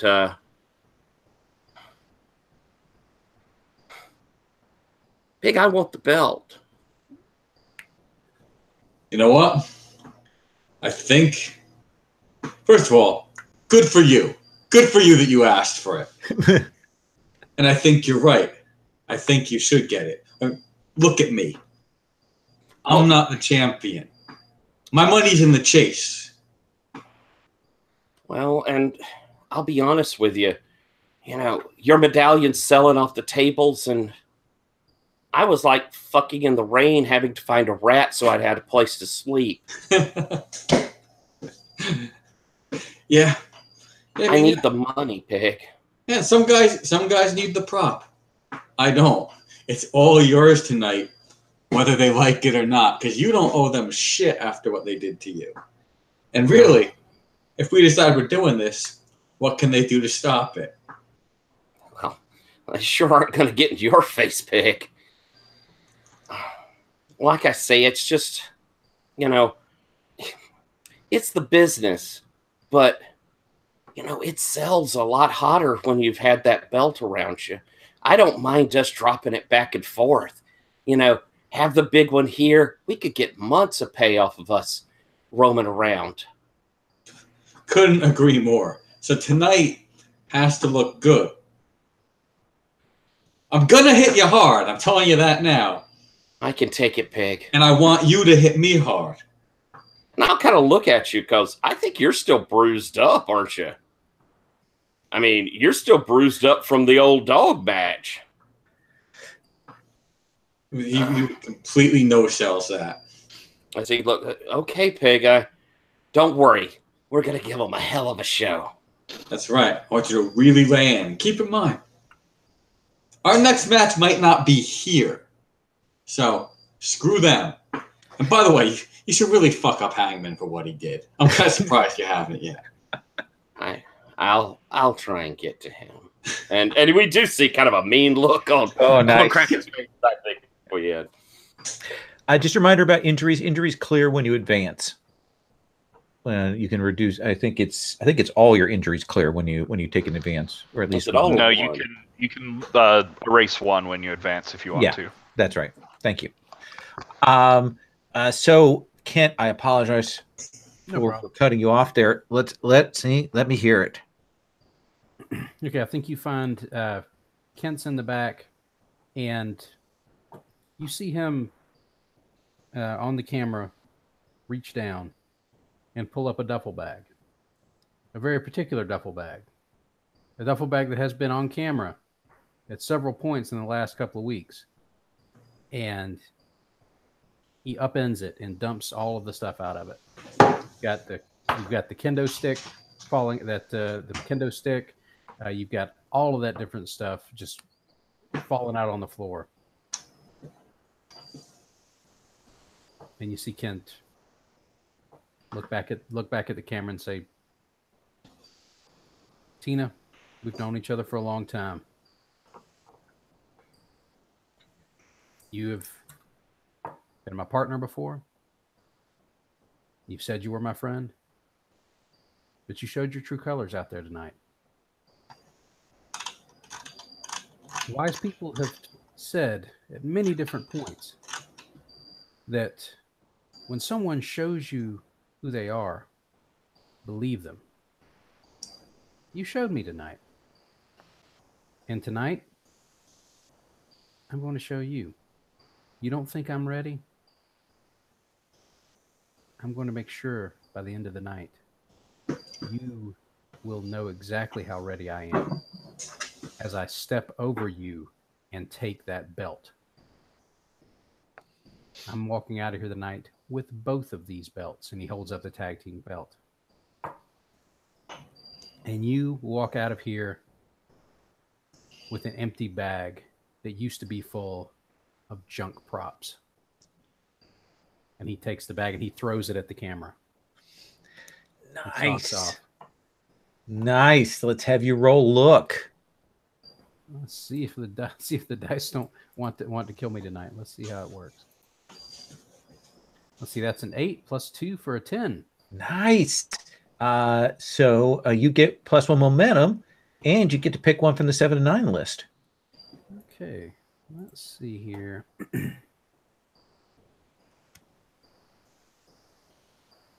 I think I'm going to take. I'm going to. Oh, I think I know what I want to do.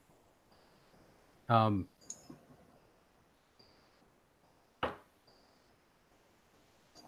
think Kent's going to take the +1 heat. Okay. So that'll actually give me. Since I'm not sure if Tina has done a heel turn. No. Okay, so that will put him at 1 heat now with Tina. Good. All right. So you're the challenger for this belt, even though you've got a belt on you. So you're going to enter first. So tell me your classic entrance or any changes to it now. Well, I think he's obviously going to come in with the tag team belt over his shoulder. But you hear the wolf howl. You see him stalk out on stage, and he is basically charging for the ring as soon as the wolf howls cease and the metal hits. He charges up to the ring, and he is basically stalking around the ring, holding up the belt, and then he's saying, "I'm coming home with the other one too," like he's yelling to the audience. Nice. Trying to work them up a little bit. Nice. You want your cheap heat there? I don't think I'm going for the cheap heat yet. I think he might be trying to work the audience a little. Okay, let's have you roll audience. Okay, that's a 6 + 4 audience for 10. 10. That's 2 momentum. Right. Let's come to Tina. Tell me what your entrance looks like. Yeah, so pay-per-view, title defense, big entrance. Arena goes quiet. The Gauntlet Tron lights up, and we see this picture of a castle. And we hear this medieval romantic music, and there are definitely people in the audience that are going, "What? What's going on?" And we see a knight, shining armor, horseback, riding toward the castle. And on the parapets of the castle, we zoom into the parapets of the castle, and there's a princess with a veil and long blonde hair and big foofy gown, sort of sighing off. And then we see the princess running down the steps, and we see the knight on the horse running toward the castle, and we see the princess running down the corridor. We see the knight running toward the castle, and then we see the princess. She comes around a corner, and the camera widens out, and we see her standing in front of this jet black horse with a saddle and rein on. And the camera zooms into the horse, and there's some digital effects, and like the eyes light up and breathe smoke. We go back to the princess, and she takes off the veil and the wig, and of course it's Tina. And Tina reaches over and she opens up a chest, and she reaches in and she pulls out the demon mask. And the camera zooms in and she puts it on, and more cheesy effects. And then we zoom out again, and she's in this sort of Disney villain in a punk band outfit. Okay. And she's on top of the horse because they couldn't get any shots of her getting on the horse because she's from frickin' Detroit. Right. And then she in her hand she's got the DM belt, and she lays the DM belt across the horse's shoulders, and she's like, "Let's go, boy." And she whips does the thing to make the horse go, and the horse goes. She rides it out of the castle. She rides it by the knight on the white horse, and as she rides by, she's like, flips him the bird, and she's riding toward, yeah, it gets digitally edited. She's riding towards the camera, and just as it looks like she's going to come through the camera, the curtains open, and Tina comes out from the back on that horse wearing that outfit with the belt across its shoulders. And she comes out, she's and the music has changed to Ladies and Gentlemen by Saliva. She stands up on the stage for a little bit and just milks the hell out of it. She is going to go work in the audience. Oh yeah. Let us see this. Let's see how well this happens. 8. I will take that. So you're going to gain momentum or take control of the match. I'm going to gain a momentum. Okay. So because you opted not to take control of the match, we're going to start with Kent in control of the match. You will come down. They have some people who know horses because they had to do this for the Coliseum. that early wrestler. So they will take the horse off, and you will get up into the ring. Matt, you're on the table.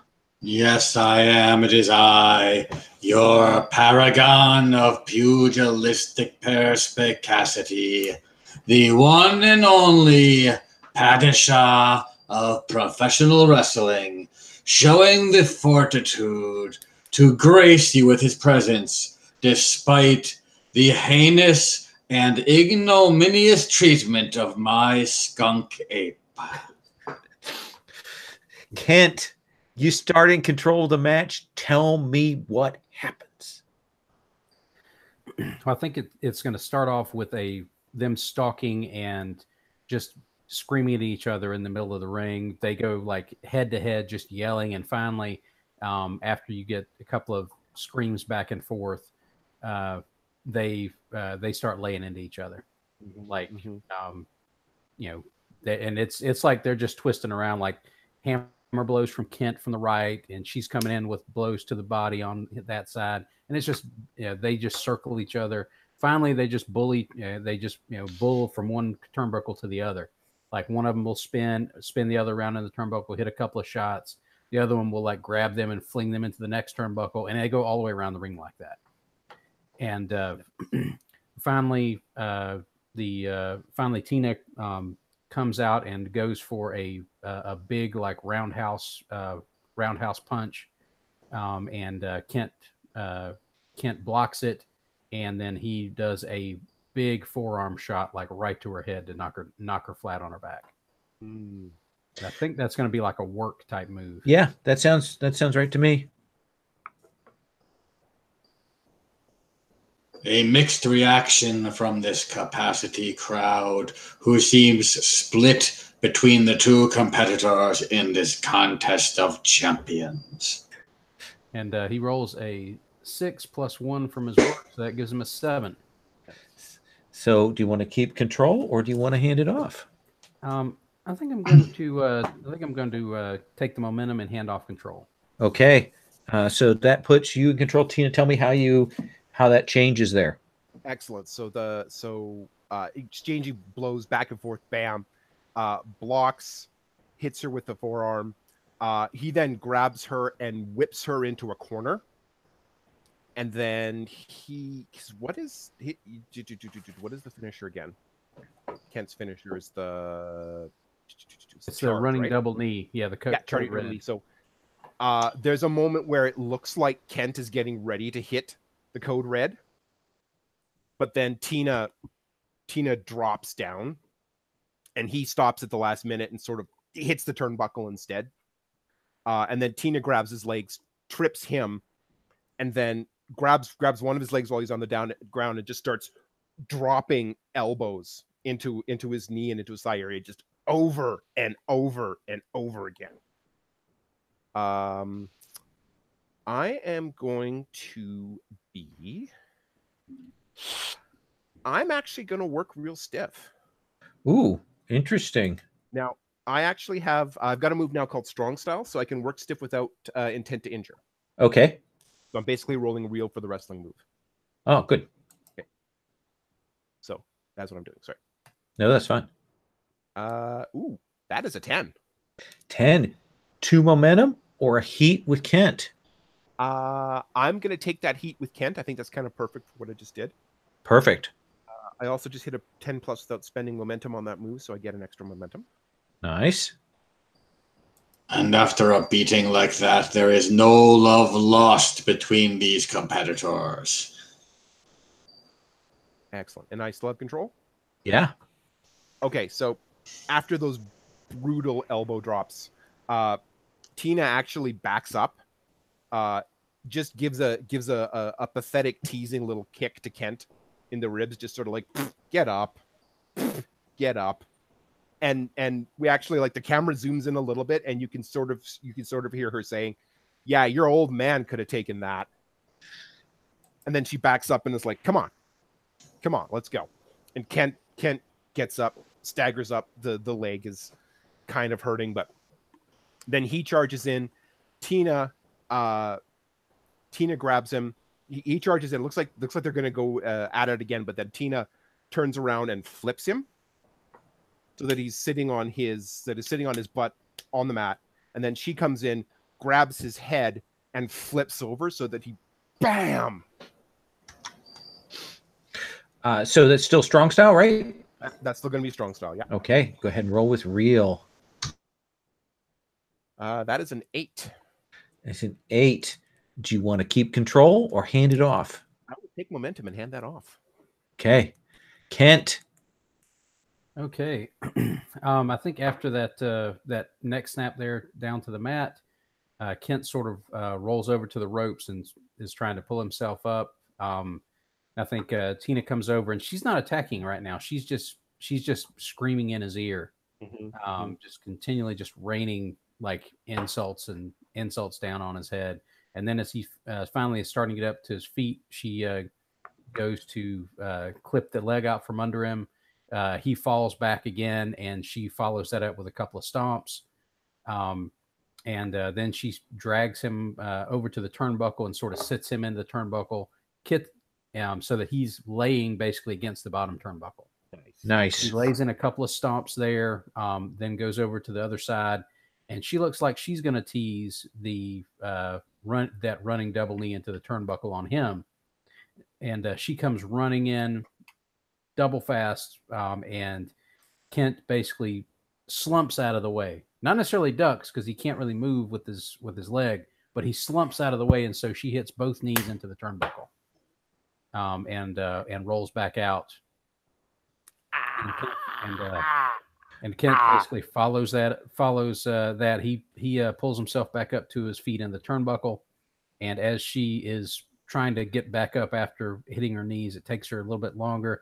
Then Kent's going to charge out. First he's going to basically in the turnbuckle. He's going to start smashing the turnbuckle with the double axe handle. And as she sort of staggers up and turns around, he's going to run in and try and clock her with that. Using since that's a signature, that's going to use his look. That sounds good. Let's have you roll that. That is an 11. It's an 11. 2 momentum or more heat? More heat. More heat. Look at that. The crowd is loving it. You got control of the match. You got the extra heat. What happens next? I think the double axe handle connects solidly, and she goes down. Kent goes for a quick cover. He gets a 2 count, but it's not enough. She kicks out of that, and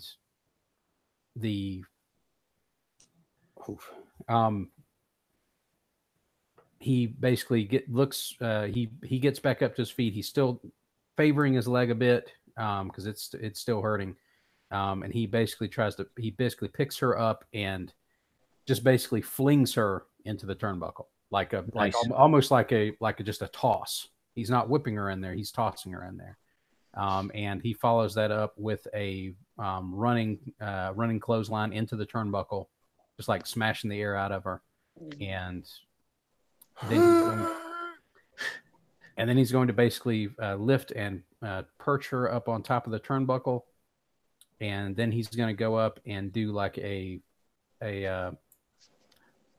what are we calling that? He is going to do just a big like avalanche style Samoan drop. Like he's standing on the second turnbuckle, lifting her off the top turnbuckle and falling backwards into the ring. Nice. And that's one of his signatures. Let's have you roll it. That will be a 9. That will be a 9. I will spend 1 momentum to make that a 10. Okay. So what do you want? Do you want the heat? I want another heat. Look at that. You are building it up. The crowd is loving this. Belt versus belt. So, and then we're going to go in after that. I think he sells basically having strained his leg a little bit, performing that move off the turnbuckle like that. So Tina actually makes it up to her feet first, and Ken is second because he's still selling that leg injury.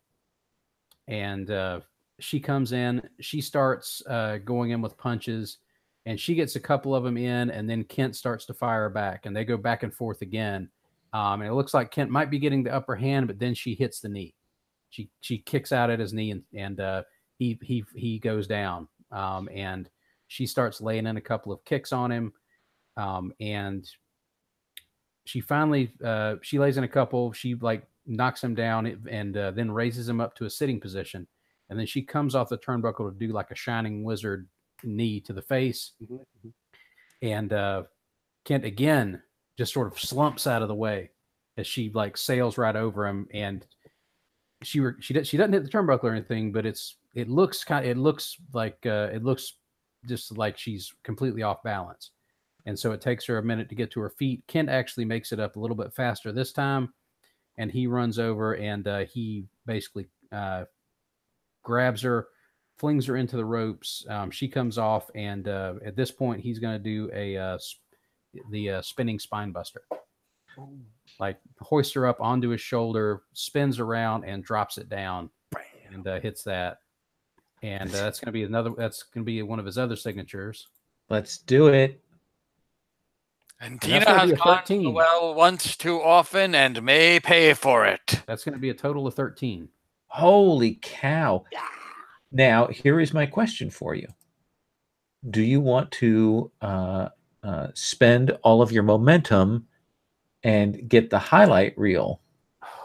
All right, I'm trying to remember what I get with the highlight reel okay. on the rest. So if you spend all of your momentum, you can choose one of the following. You're booked to win the match. You steal the show, gain an audience. You do your job, your opponent gains an audience. Or you upstage someone, say who comes out to interfere, and you both gain +1 heat with each other.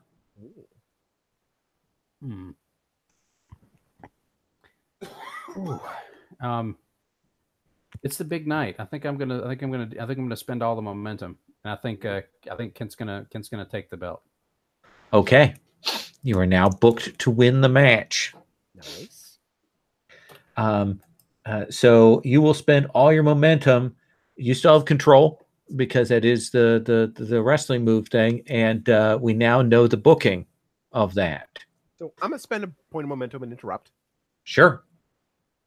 Because Kent's been having fun, but I think it's my turn.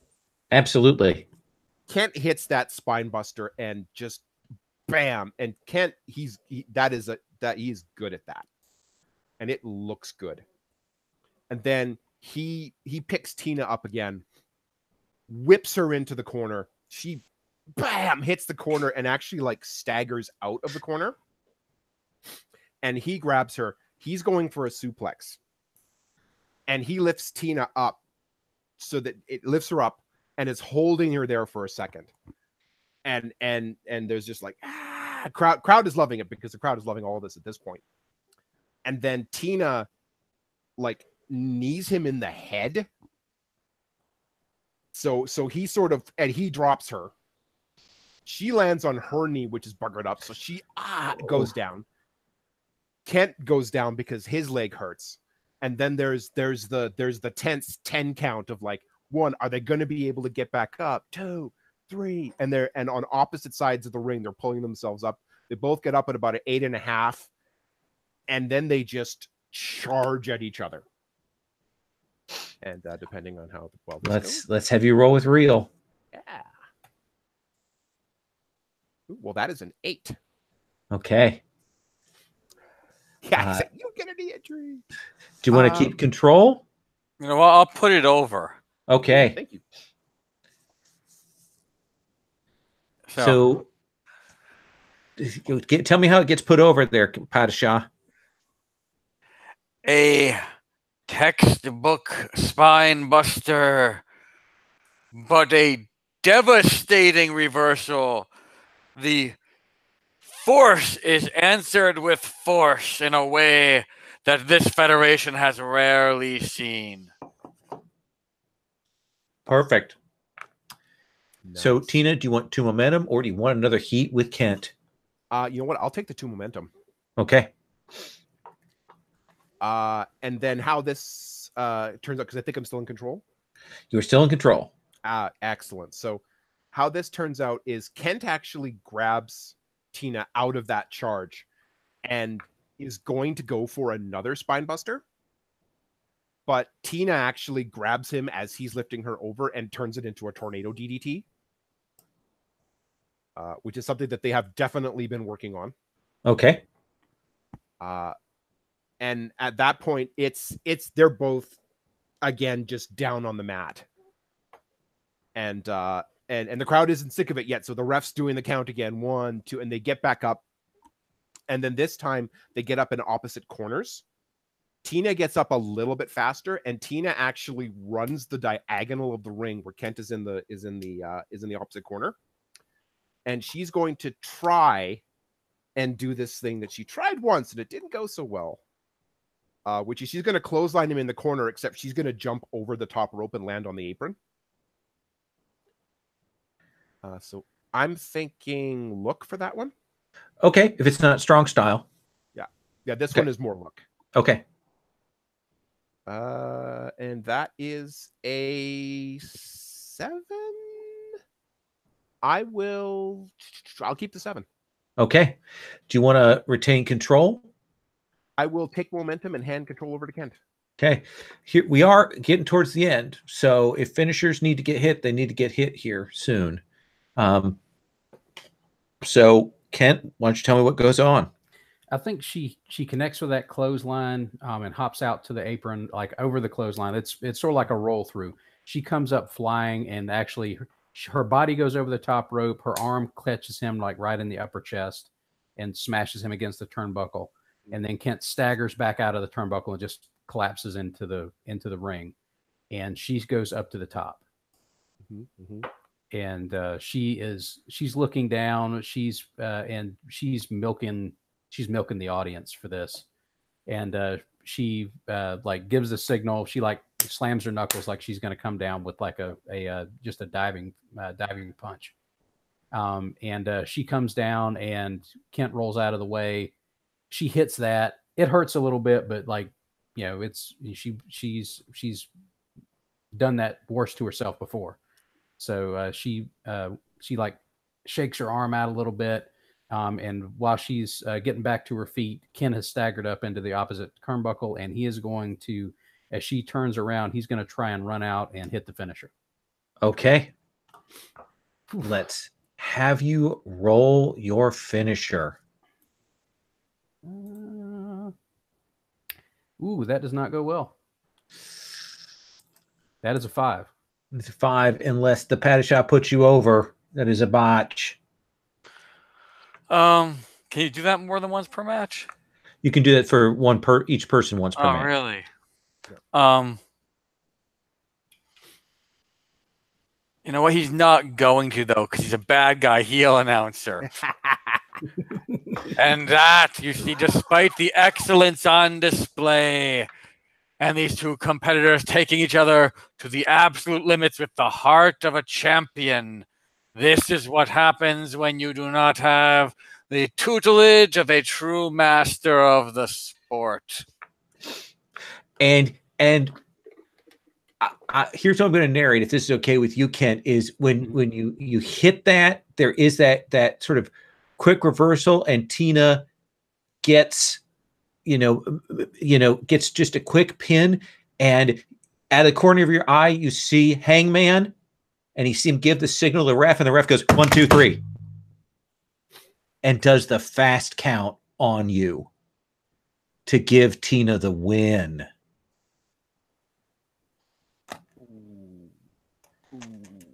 And that's going to cost you an audience. And trash drains down upon the ring as the audience is clearly upset with the outcome and, based on the colorful language, the officiating, although to my studied eye, that was a textbook call. So what do we see in the ring after this? It did this screw job that you were just involved in here. Tina? Well, what Tina does is she actually gets up, and there's actually a moment of like, did that just fucking happen? And then the ref hands her the belt, and she's like, boot! And she actually hits the punk drop on the ref.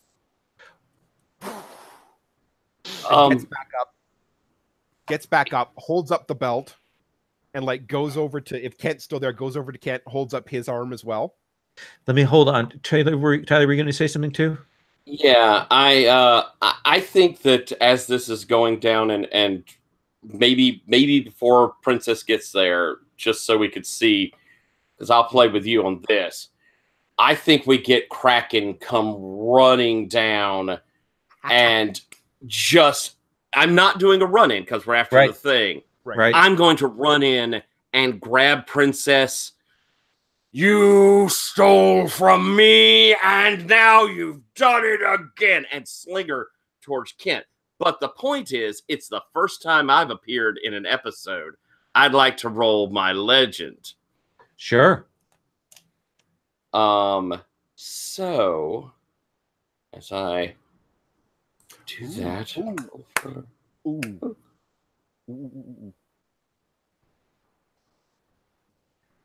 Okay, that's 5. That takes it to an 8. I'll spend my 2. Okay. To take it to a 10. Oh, hang on. Let me make sure I need to get to a 10. You can pick 2 if you get to 10. You can pick 1 if you got the 7 and 9. I'm trying to figure out if I need that, if I need 2 off of. I don't. I'll take the 7 to 9 so I can save my mo. I may need that. As I sling her back towards you, Kent, I'm also going to give you an audience. Nice. Now, if that's cool with you, Princess, how that works out. Yes. Or take it both down. I'm going to say yes for now. Okay. And throw back in the ring. So, and of course, Hangman sees you and gets out of the way, Kraken, and there's chaos in the ring, and they will be moving. They're not showing instant replay, but there's a lot of argument there. The PbtA is still talking up how this was a very legal call, and some of the other announcers are perhaps less convinced of its legality. I think when Kraken throws Tina back into the ring, I think Kent catches her like he's going to do like something, and then he just puts her back down and looks at her, looks disgusted, looks over where Hangman was, just looks disgusted and stalks out. And we see more of that angle, against the management, and we'll clear the ring out there. And they will get set, and the next match is a non-player wrestler match, and it is a grudge match. Old friends, mentor-student relationship, a one-time, one serving, and helping the other out, and we will see Dreamboat Alex, long flowing blonde locks, once the gatekeeper, the man who helped out his partner, Stan the Percolator Steiger, and we'll hear Stan Percolator Steiger's his theme song as he comes down. It's time for the percolator. It's time for the percolator. And he comes down in, and it is a battle royale. These two have been in the Gauntlet League for a very long time. And Stan's a worker, and it goes back and forth, and it looks like Dreamboat's gonna do it, but Stan will come back from behind and will pin his junior, and will, this is kind of a victory for good at this point, because Dreamboat's been kind of a jerk to people, so there is that, and he will pin his former mentor, and he will walk away, no belt, but we get an old, well-regarded Gauntlet League wrestler on camera there. And we get moving in to the headline match for the evening. we get ready for that. And this time, it is the Kraken challenging for the belt. So, Kraken, tell me what your promo leading into this match looks like. Well, it's last of the Gauntlet League sessions this time, and so I'm going to call back to Kraken's inability to, constant use of really inappropriate promos. As we start seeing images of the flooding from Florence in North Carolina, in the pig farms. Oh, we see where all of the overflow from the manure pits. We see the flooded stables. As we just hear Kraken say, "I have come for you, pig. You cannot hide."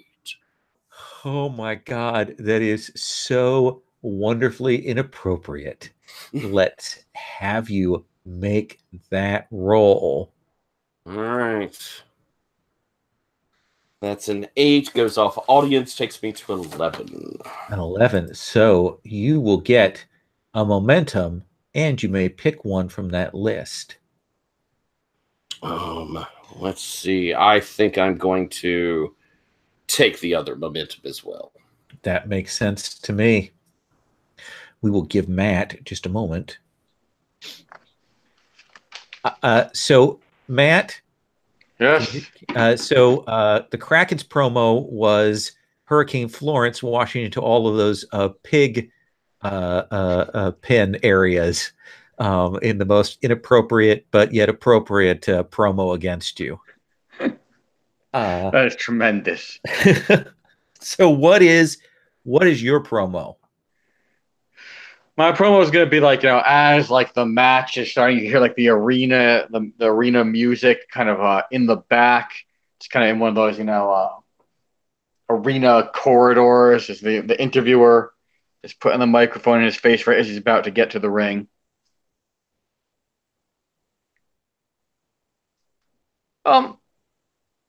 Wendell, Victoria. look, I'm really tired of having this argument.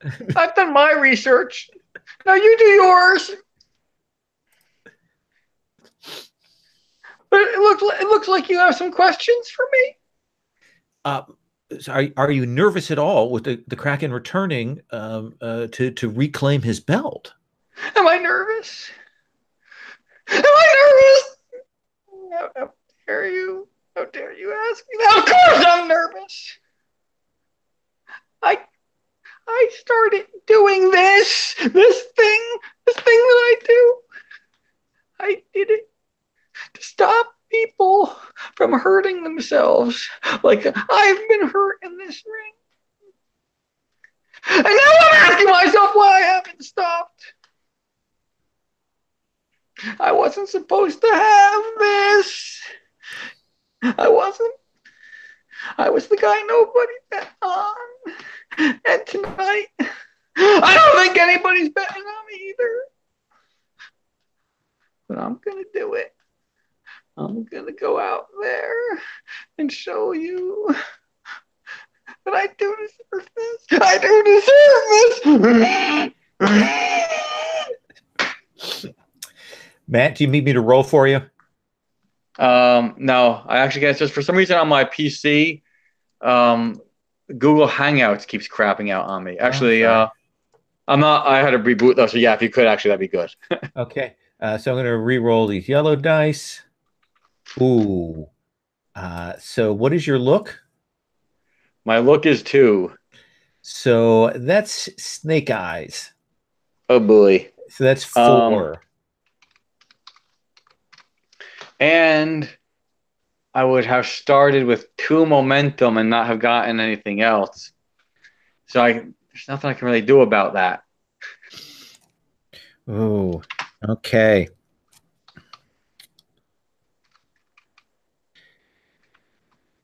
So, okay. So it does not go over that well. It does not hit. And you will see that there is like there's some people arguing backstage. Like you can see they've got the notes and things like that about what's going to go on, in the ring, and they will. They seem to be still trying to figure it out, and you hear them say something like, "I don't think either of them should get the belt." And well, okay, we'll throw somebody in there then. It'll be good. We'll just take them both out then. And it sounds like they're planning on throwing somebody in to do a run in to disrupt your match.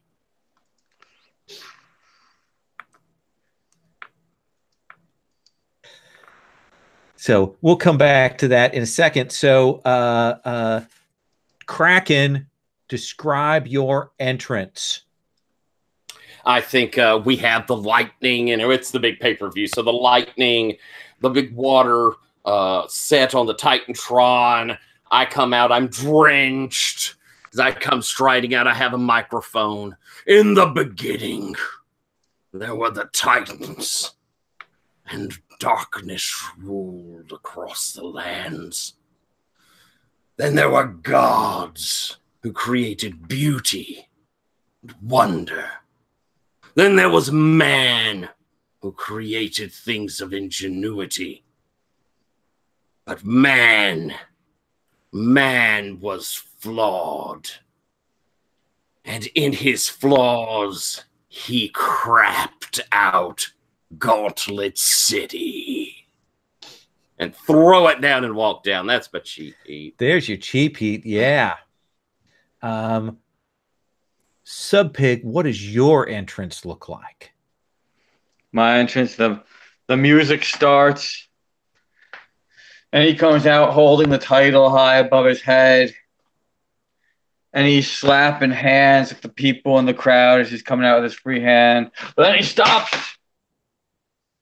and turns around, walks back through the curtain, and comes out with his shopping cart. And this is now a hardcore match. And as he's like wheeling it to the ring, he's like throwing bits of plunder to the audience. So, maybe it's a mouse trap, something like that, a cheese grater, some small implement of carnage, is getting thrown out. So that is his cheap heat. Yeah, that seems good, especially if some of it's made of candy. To back up our sponsorship by Farrapan Candies, makers of such delights as Boston Baked Beans and also Lemon Heads. Please don't forget to buy some candy on your way out. Now available for school fundraisers. The mousetrap is not made of candy, kid. Please don't eat it. And you're still a little kind of disconcerted from what you heard back there, but you will come in. And Kraken is actually going to start in control of the match despite him being the challenger. Kraken. I think as Pigs comes in, I think I'll rush him at the ropes, not letting him get all the way in and start the big hammer forearms to the back and doing, big punish moves. Move him to the middle of the ring and probably pull him in for, I think probably first move out of it will be something like flipping up for that sidewalk power slam he does, power bomb he does where he gut wrenches and drops, which should be something Pig's expecting. So I think that's probably work. Okay, let's have you roll that then. Okay. That's an 8, goes up to a 9. Okay. So do you want to keep control or you want to hand that off? I think I'm gonna hold on to control for one more sequence. And so down on the ground after that. Excellent.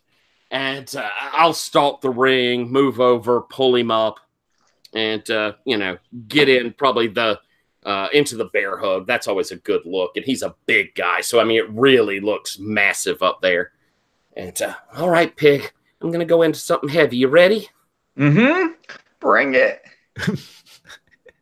All right. So from the, I'll do the big squeeze up, dropping, and as I do that, kind of drop Pig down for a moment and come in with a big clothesline from hell, which will drop him as I go through it to the ropes, hit the ropes, and turn around and drop the big elbow. Nice. What do you want to call that? I think it's probably look. Yeah, I think that is your signature. Yeah. Yeah. It's a 6, and with my look, it goes to a 7. I will take the Mo. Okay. Tell me, Pig, how you roll out of that thing. He's all messed up. He's on the ground. He's thrashing around, squealing. So he would roll out of the ropes, like under the bottom rope, to the outside, kind of on the floor. And if given the opportunity, he starts going under the ring.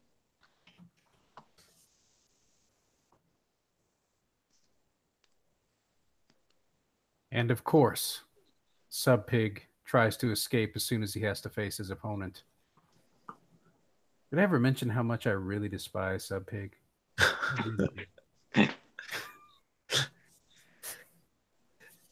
Sub Pig, what are you grabbing? He'll roll out with like a garbage can. Right, those shiny, paper thin aluminum ones that they love in wrestling. How perfectly appropriate. But because it's his style. It's got real trash in it. And he just throws it into the ring. And now he stalks over to the announce table. Just kind of menaces for a minute. Before turning his attention back to the ring. I have this restraining order right here, you maniac. I saw what you tried to do to my microphone last week. That is my personal microphone.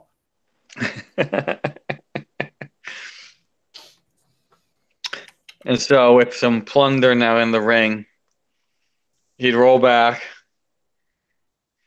raise it high above his head, and just come charging. It's like they call it a kitchen sink in all the like wrestling video games. It's just like a big raised knee, like kind of full body, like smash into the other guy. All right. Does that sound like work? Or are you thinking more look? What are you thinking here? I think that's probably work. Unless you're actually trying to do hardcore. Are you using this as a weapon? No, we're not starting that yet. And okay. And I would lean in as I'm breaking out the plunder. I would lean in and say to the Kraken, go easy for a minute. There's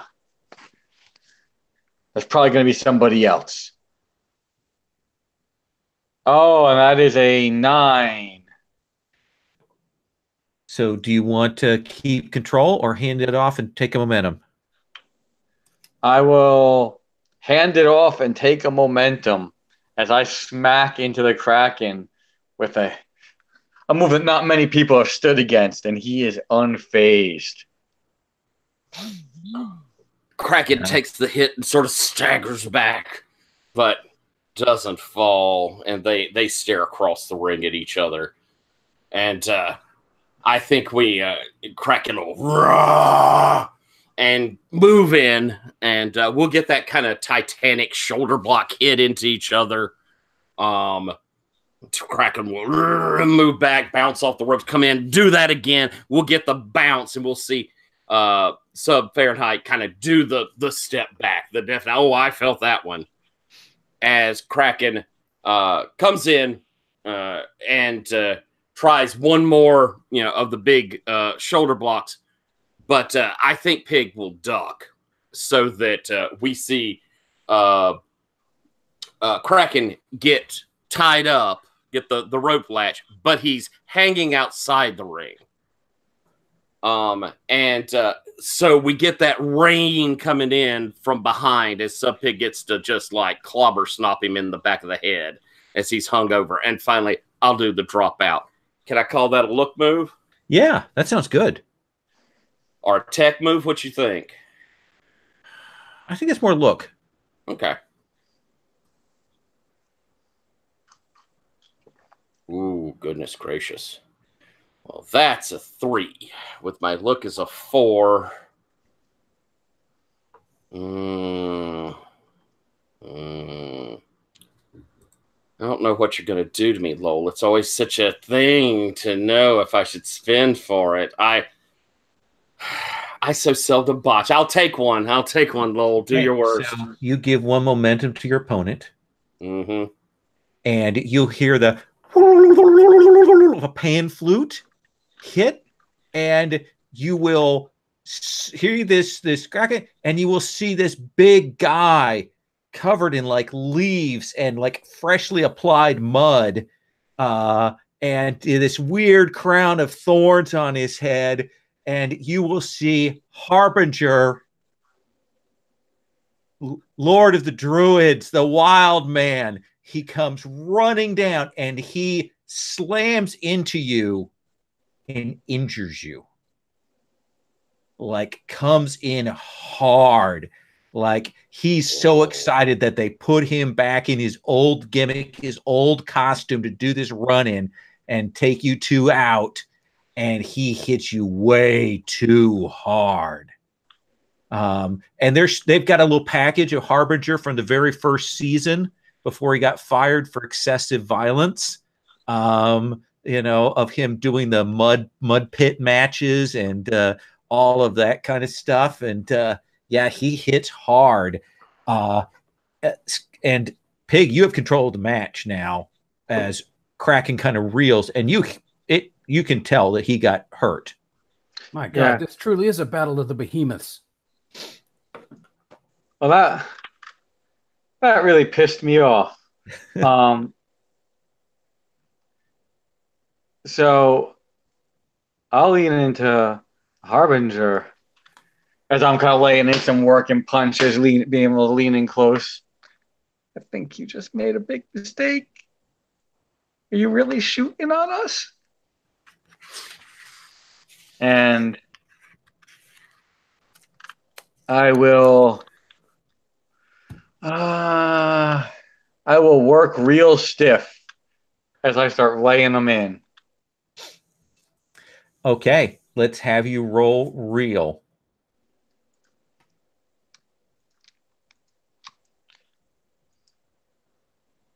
That is a 7. That is 7. Are you injuring Harbinger? Yes, I am. Tell me what happens to Harbinger then. Harbinger just got his face mashed. Like, was no shit. Like, he came in, he did that, and I just started punching him in the face for real. And the crowd's probably like, wow, those punches look really good. And you will lay out Harbinger. You just lay him out. He's still there as a potential threat, but right now he is just dazed on the ground trying to find his teeth. This level of ridiculous violence is what you always have to expect when Sub Pig is in the ring. This is absolutely disgusting. This is an athletic contest. So the control passes back to you then, Kraken, when he goes to work real stiff. Okay.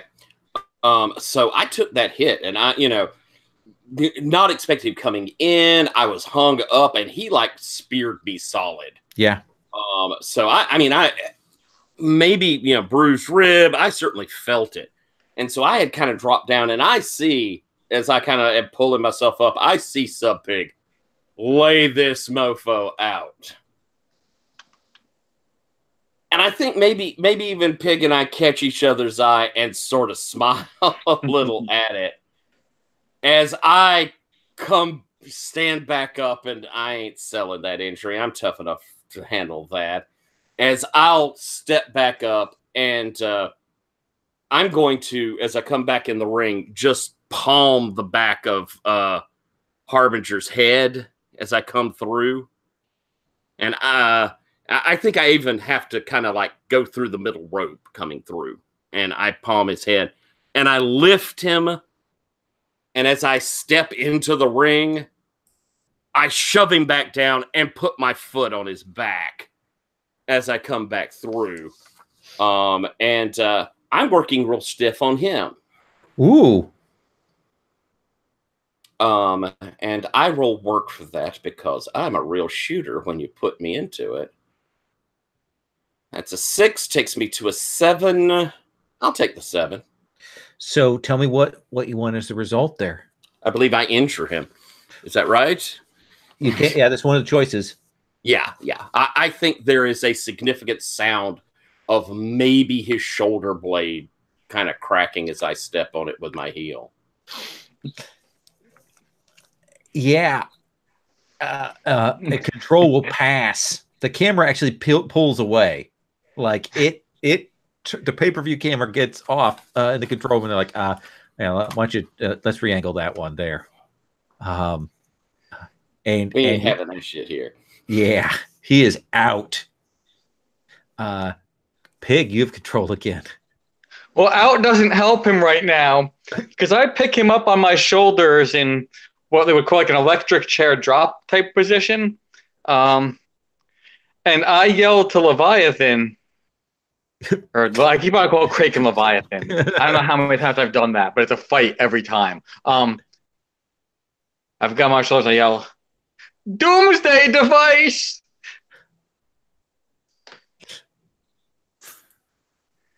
And what does that look like? So the Doomsday Device, what I am calling for is Kraken to climb to the top rope and leaping clothesline him off of my shoulders.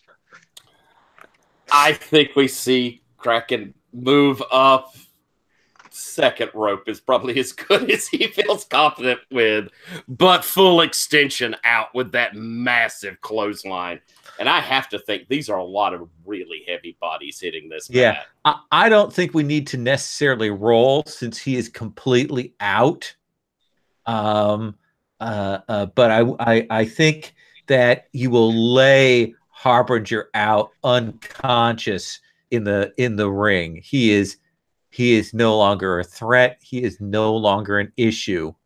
And now it is back to a battle between you two. And here's the thing. Harbinger was booked to win.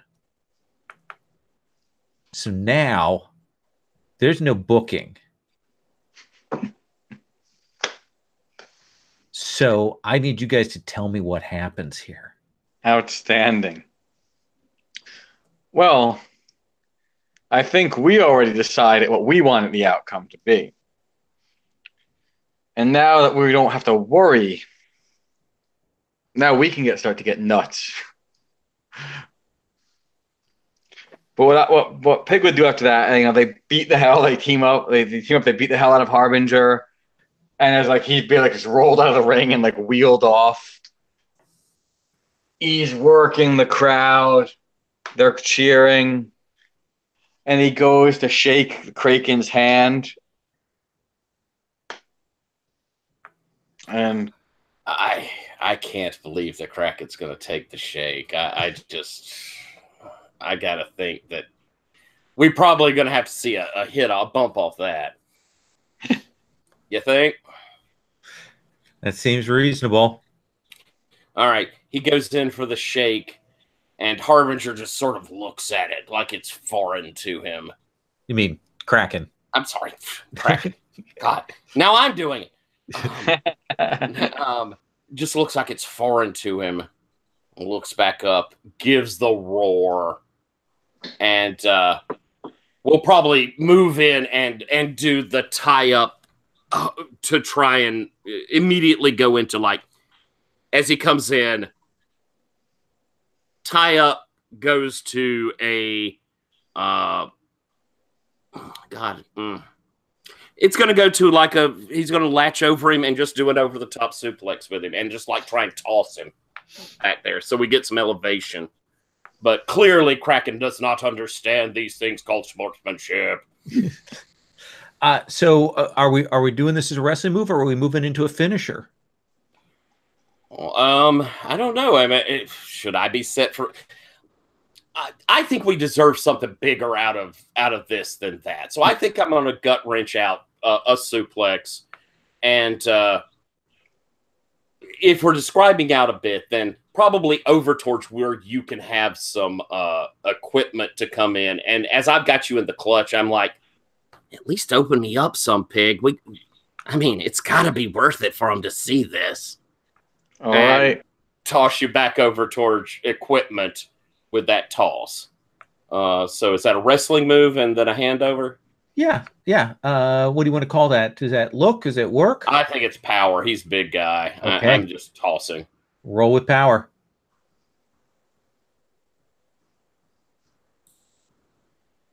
That's 10, 13. Look at that. So you can gain 2 momentum or gain a heat. I'll take the heat. Okay. And I also, that will gain me a momentum and an audience. So yeah. And you said you're passing control over to Pig? And I immediately pass over control so he can lay it. Pig, let's have your sequence, and then let's move into the finisher here. All right, so now I've been thrown into like a pile of stuff. So he comes up, and he's got like just one of those like aluminum tubes that are in the backstage area for some reason, and he starts wailing on him with those, and like hooks it under his arm and gets behind him, and he's choking him with it. And now he tosses him into the pile and blades his head open while they're in there, but actually he's like smashing his head into the stuff and then chewing on his head like the complete like wild man thing. And then let's have you roll hardcore violence here. Oh no, that we're not yet at the at the apex. And so now that we've got the blood, we've got the rationale, I gotta do something big before I lose this. I will roll him out near the ring, pull back the mats, make sure it's exposed concrete. I will climb to the top rope then and go to give the pig's fly finisher onto the bare concrete.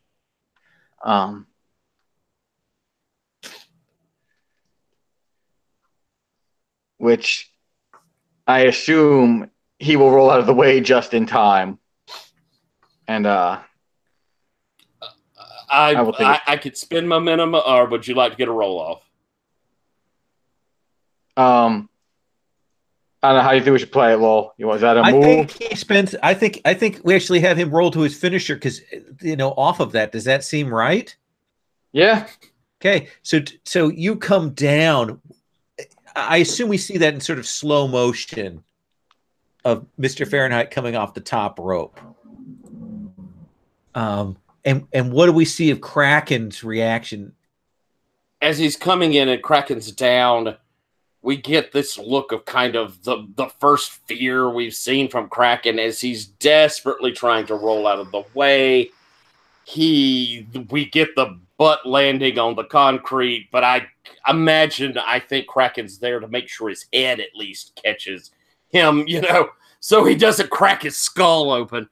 But the rollout, and the audience goes nuts. Kraken is rolled to the side. They're holy shitting as Kraken stands up, leans down, picks up Pig. You good, Pig? Yeah, you better do something really impressive now. All right. I promise I won't land on you. And fireman carries him up, walks up the stairs, climbs the ropes up to that top rope. And from that fireman carry, leaps out of the top and brings him back in for the power slam, or for the power bomb off the top rope. Whoa, Kraken's never been on the top rope. We'll see how that goes. But the whole point, of course, make sure cradle him in. And so I roll my finisher. And I rolled a 5, and I'm going to add 5 because I have them. Thank goodness. And takes me down to 1, and I get a 10. Hit that clean. Who gets the audience? Is it you or Pig? I'm already at 4. It's Pig. Pig will pop to 4. So, boom, slams down. And the crowd goes nuts. Crowd goes nuts there. They are peeling Harbinger off the mat. They're handing you the belt, Kraken, handing you the belt. And Kraken, you have the belt. Pig. I roar. Finally, this nightmare has ended. That belt is off of Sub Pig. Our embarrassment has ended. And they will clear they will clear Sub Pig. They'll help him out of there. I assume he is selling his injuries. Oh, he's putting that over. Like, he's gonna have to be like stretchered out. He's like lying on the ground, just like twitching. And even as they do that, Spider Hero, are you calling Hangman out, or is Hangman calling you out? I think Hangman's calling me out. So we will see Hangman in the ring. That suit on again. And he gets on the mic and he says, "You have been a thorn in my side, Spider Hero. I've had victories tonight, but I've had losses. I lay them at your doorstep. Well, now we're going to settle this. Only one of us can lead here in Gauntlet League Wrestling. You, me, for the managership." And he tears off his jacket, big guy.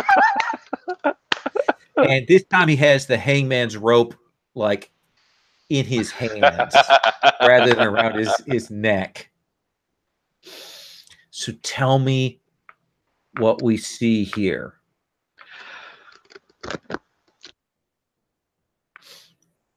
Sorry, see me choking a little bit. So he calls me out, and as soon as he's done, the Spider Hero off-brand heavy metal remix theme comes up blaring loud through all the speakers. And it's actually a sort of like low-key entrance for Spider Hero. There's no like coming down through the rafters or anything like that. But he comes, there's a spotlight, he comes down the ramp. And as he's coming down, he's got the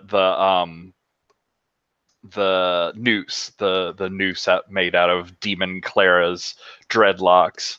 And I think there are people along there that start like cheering, and some of them start chanting for Spider Hero. But he's changing it. He's like, he raises that up. He says, "No, Clara, this is for Clarabelle. This is for all the people that have been trod under by this terrible conspiracy." And I'm trying to work the audience and get them riled up about poor Clarabelle being stolen off or whatever. Let's have you roll.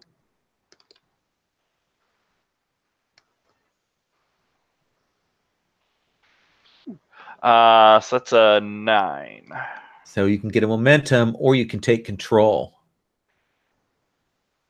I'm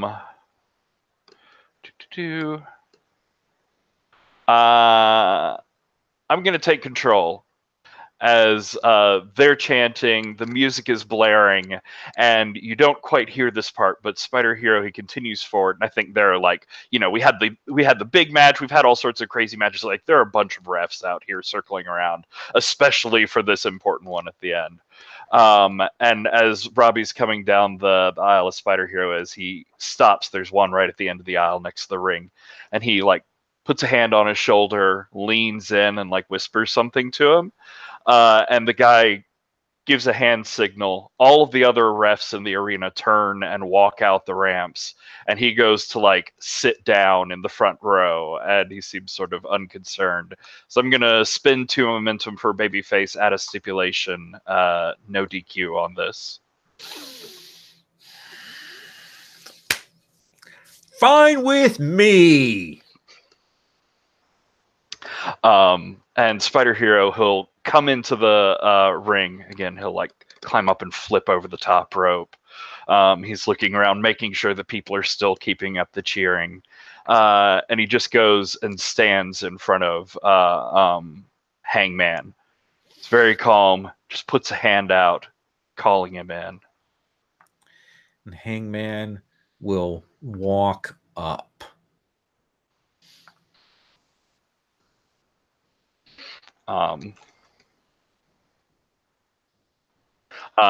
So I think Spider Hero is taunting him in. Hangman comes in, frustrated, like Spider Hero won't get into the action with him. So he just comes up and like shoves Spider Hero back against the turnbuckle. And he bounces off and he stands up. He stands there. Hangman comes in with a couple punches in at him. Spider Hero goes down to the ground, stands back up, starts yelling, "Why? Why won't you stand up?" And Spider Hero says, I don't have to fight you. I don't have to do anything. You've already signed your own papers. You've already dug your own grave." And up on the Gauntletron, there's like some backstage footage of Spider Hero and the Machine earlier in the episode, like trying to get his costume fixed up and digging through stuff and frantically trying to make this thing. He says, "You don't support anyone. You don't support anybody in this company like you should. They'll turn against you. You watch." And I'm going to roll my pack leader move. And as a preview, this is sort of how I plan for the entire match to go, just one at a time. But your natural charisma attracts and inspires others to join your cause and take action to get someone on your side, which was the helping him out. Roll plus look. Okay. Jesus, that's an 11. Gain 1 heat with them, and they come to your aid in a critical moment, which could be right now. And so my idea is that, like, I'm going to call out and everybody can come in and get a bash or a segment in on Hangman one at a time as I point out all the people that I've helped in this promotion. So Machine, tell me what you do. When you come in and Hangman sees you, what is it that you do? What's your maneuver to bash on Hangman?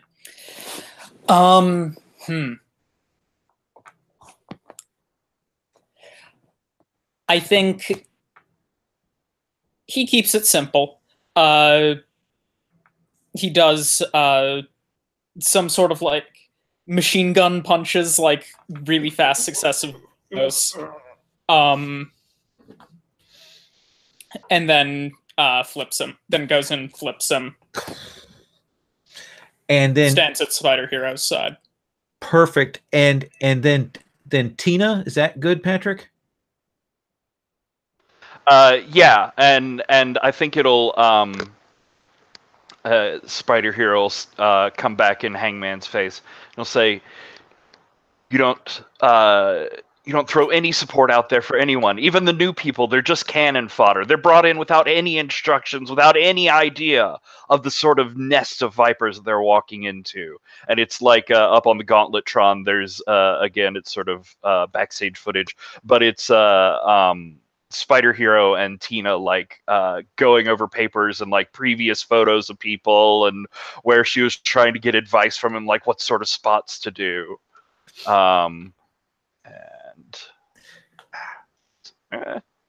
Dice. Ooh. Now I'm good with you. Hang on, but before you roll, I'm not even going to look at what you rolled there. You already rolled that thing. I want to keep that roll for all of these. Cool. I think that's appropriate because this is a whole thing you're doing. So then, yeah, I think as that's going up and I'm ranting at him, he tries to Hangman, he brings his mic up to start arguing with me, and he gets like 2 words out before Robbie just looks to the side, goes like this, and his mic cuts off in mid-sentence. As I'm gonna spend 2 momentum for another babyface move. Nice. So Tina, when he gets cut off, but what does your come in and smash look like? So Tina, there's a move that Tina used a lot in the Indies, but hasn't had a chance to use here yet. She this is perfect because Hangman is yelling into the mic, even though we can't hear him. And she comes in with a steel chair, and she goes. Hangman turns around. She tosses the chair to him. He catches it, and she super kicks the chair right into his face. Perfect. And then he kind of starts to get up. And what about Kent then, Robbie? You don't understand the legacy that this place is built up. You don't understand the history that these bricks are built on. There's a respect and there's a tradition in Gauntlet League Wrestling.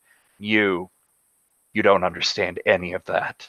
And there's like shots up of Kent and Robbie doing like blocking in the Spider Hero cave, and there's shots of all the various like the Monster Hunters crew. They're on the location of the Spider Hero set, and Robbie's like clapping him on the back like, hey, you're doing great and stuff. But yeah, it's that whole like Monster Hunter storyline coming to the fore. Kent, what does it look like when you come in to pitch in on this? You muted. Nope. I think Kent comes in and he just has that same look of frustration and anger he had on his face when they did the quick count in the match with Tina. And he just looks at him and he looks like he's just turning away in disgust. And then he turns around and just gives him a double axe handle right to the jaw. He's on the ropes there, trying to keep himself up. And then what's the intro for Sub Pig? As Robbie steps forward again, he says, and man, like, I don't mean to get tawdry about this, but you're just cheap. And there's a shot of Robbie and Sub Pig, and there's like huge words at the top of a contract that says like main supervillain filming contract Sub Pig, and coming in with Sub Pig and the Seppuku Squadron onto the Spider Hero show as he's offering him a big like oversized paycheck. It's Sub Pig. How do you what's your smash, your work, your shoot on Hangman here? Might be muted still, Matt. Oh, sorry about that. That's okay. He's coming out. He's limping, but he's like hustling as fast as he can. And he gets out there and he gets his hands on the Hangman. I told you I'd fucking kill you. And he just starts choking him like and he will like pull out of that, like get to the side, and you guys can see he looks legit like scared that this sequence is not going to end well for him. And he suddenly realizes who the last person is. But even if you hadn't been incompetent, even if you hadn't turned on all the people you're supposed to be supporting, it wouldn't matter, because you made one final mistake. You pissed off the Kraken, man. And you see Hangman kind of looking around like, okay, I need to get out of this ring. Like, how can I sell that? I need to get out of here. Kraken. I think Robbie had set this up so I knew. So we see like the center of the ring start pushing up as the trap door had been left open, and the ring mat gets ripped open as Kraken comes out. And we see coming from the back, we probably got Jeffrey and like probably Skunk Ape and some others who are running down. as Kraken reaches down, grabs him, and in Hulk and Rocky moment, puts him over the head and just flings him back up the ramp for them to maybe catch him. Yeah. Smashes into all of the bad guys there who will catch him. I assume you throw him pretty hard. Pretty hard. So what is the injury that he takes from that toss? What happens?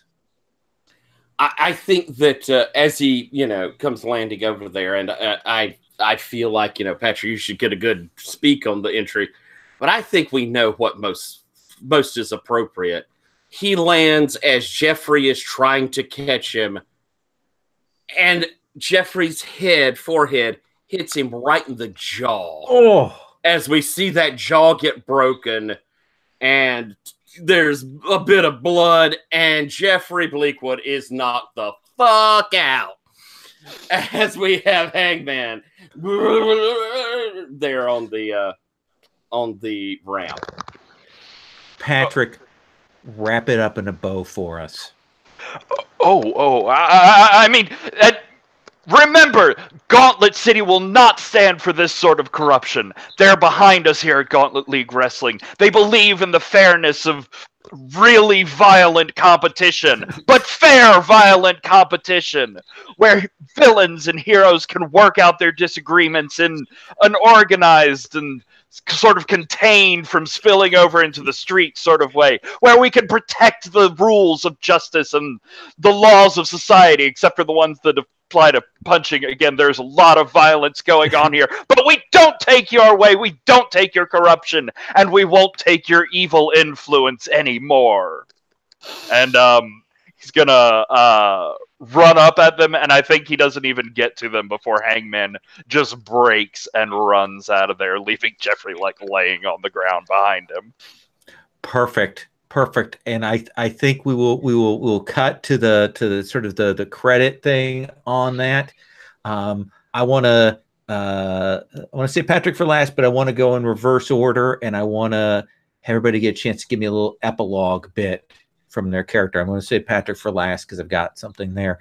Kraken, give me an epilogue bit, a thing we see on the next show, or tell me what happens to Kraken after this. If it's good with Pig, I think we see Kraken kind of like finding the next day or whatever Pig, and like, all these people want to book us for a match. I mean, Memphis, Los Angeles, they're asking for us to do a show at the Garden. I told you, our next match might not be here. Thanks. Nice. And he leans in and gives the big hug on him. And then Sub Pig, give me the sense of that. All right, so after all this, Sub Pig, this omniscient observer camera, is on the phone with Dave Meltzer, giving him the lowdown on what was a shoot and what was a work. Nice. What do you think he rated your match? That was definitely no more than 3 1/4. Okay. Yeah. Perfect. Kent, what about you? What do we see of you and your stable or your dad? What's the bit we see for you? I think you see Kent in the stable going through some stuff, probably with Robbie as well, and saying, "Look, there's a lot of stuff we can do here." Robbie's got the web show, and if Robbie's okay with this, like he's nodding in the background, going, "Yeah, there's spots for everybody on that because they always need extras on there." And there's a lot of other booking requests in here, and he's like showing them that road show that Bobby was on really built up a lot of interest for traveling through, and we've got another stable they can do that same thing. Nice, and they're all for it. They've stuck with you, and they've done well this season because of you. And they're on it. you know, probably with you know, as she does, Terminatrix slash Ash is like putting her arm around your arm there, like she wants to be with the guy who's going places in that. And then what about for Tina? Well, what I think what we see for Tina is her walking out with the title, her doing a sort of Facebook Live thing at the end of the show, talking about how it's been amazing being here in Gauntlet, and she's really looking forward to what the future holds for her and everyone else here. Perfect. And Machine, you have your belt. Is this on or off camera? You tell me. Okay. Off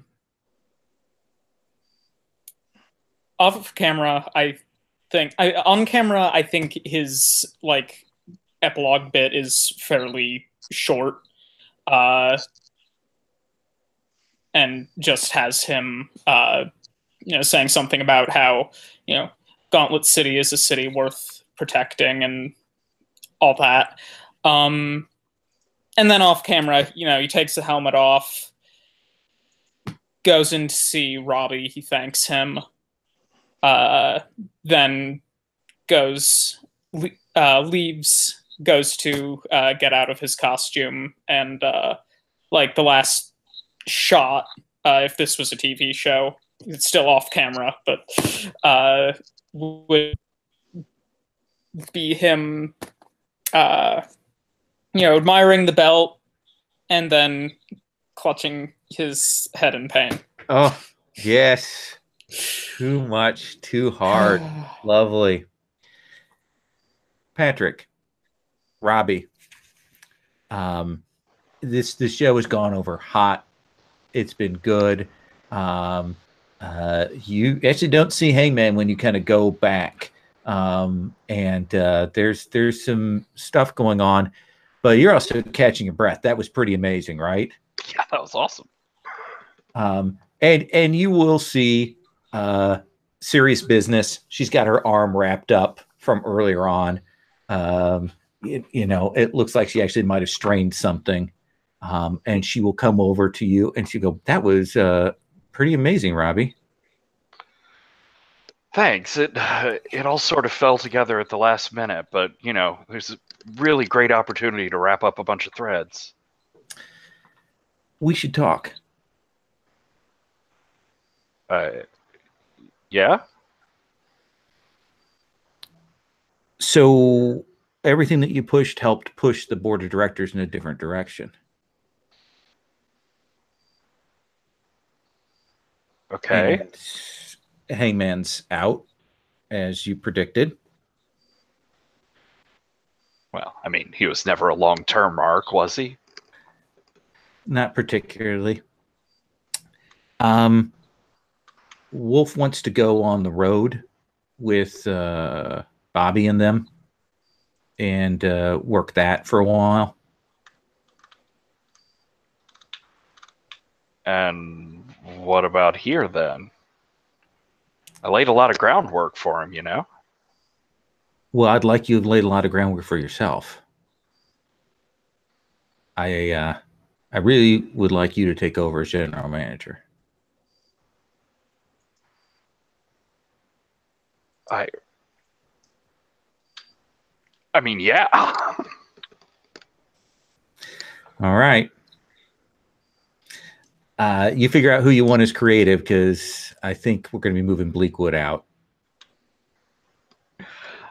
I think it's time to swerve away from some of those storylines. And she will hold out her good hand and go to shake with you. Reach out and shake. And that is where we end the show, with Patrick talking with the owner of Gauntlet League Wrestling. And there we go. Thank you guys very much for 11 episodes plus a 3-episode prologue that we did to this. Holy fuck. Yeah. Alex, thank you for coming in at the last minute. Yes. Joe, A pleasure as always. Joe, it's been great having you this last month. I really liked your character, dug it immensely. Thank you. Chris, wow, what a delight to play with you this whole time. It's been fun. I just really so appreciate good. it. Patrick, I appreciate you coming back for this last month and us we able to tie up some stuff that I was worried about. I loved what you did with it. This was all amazing.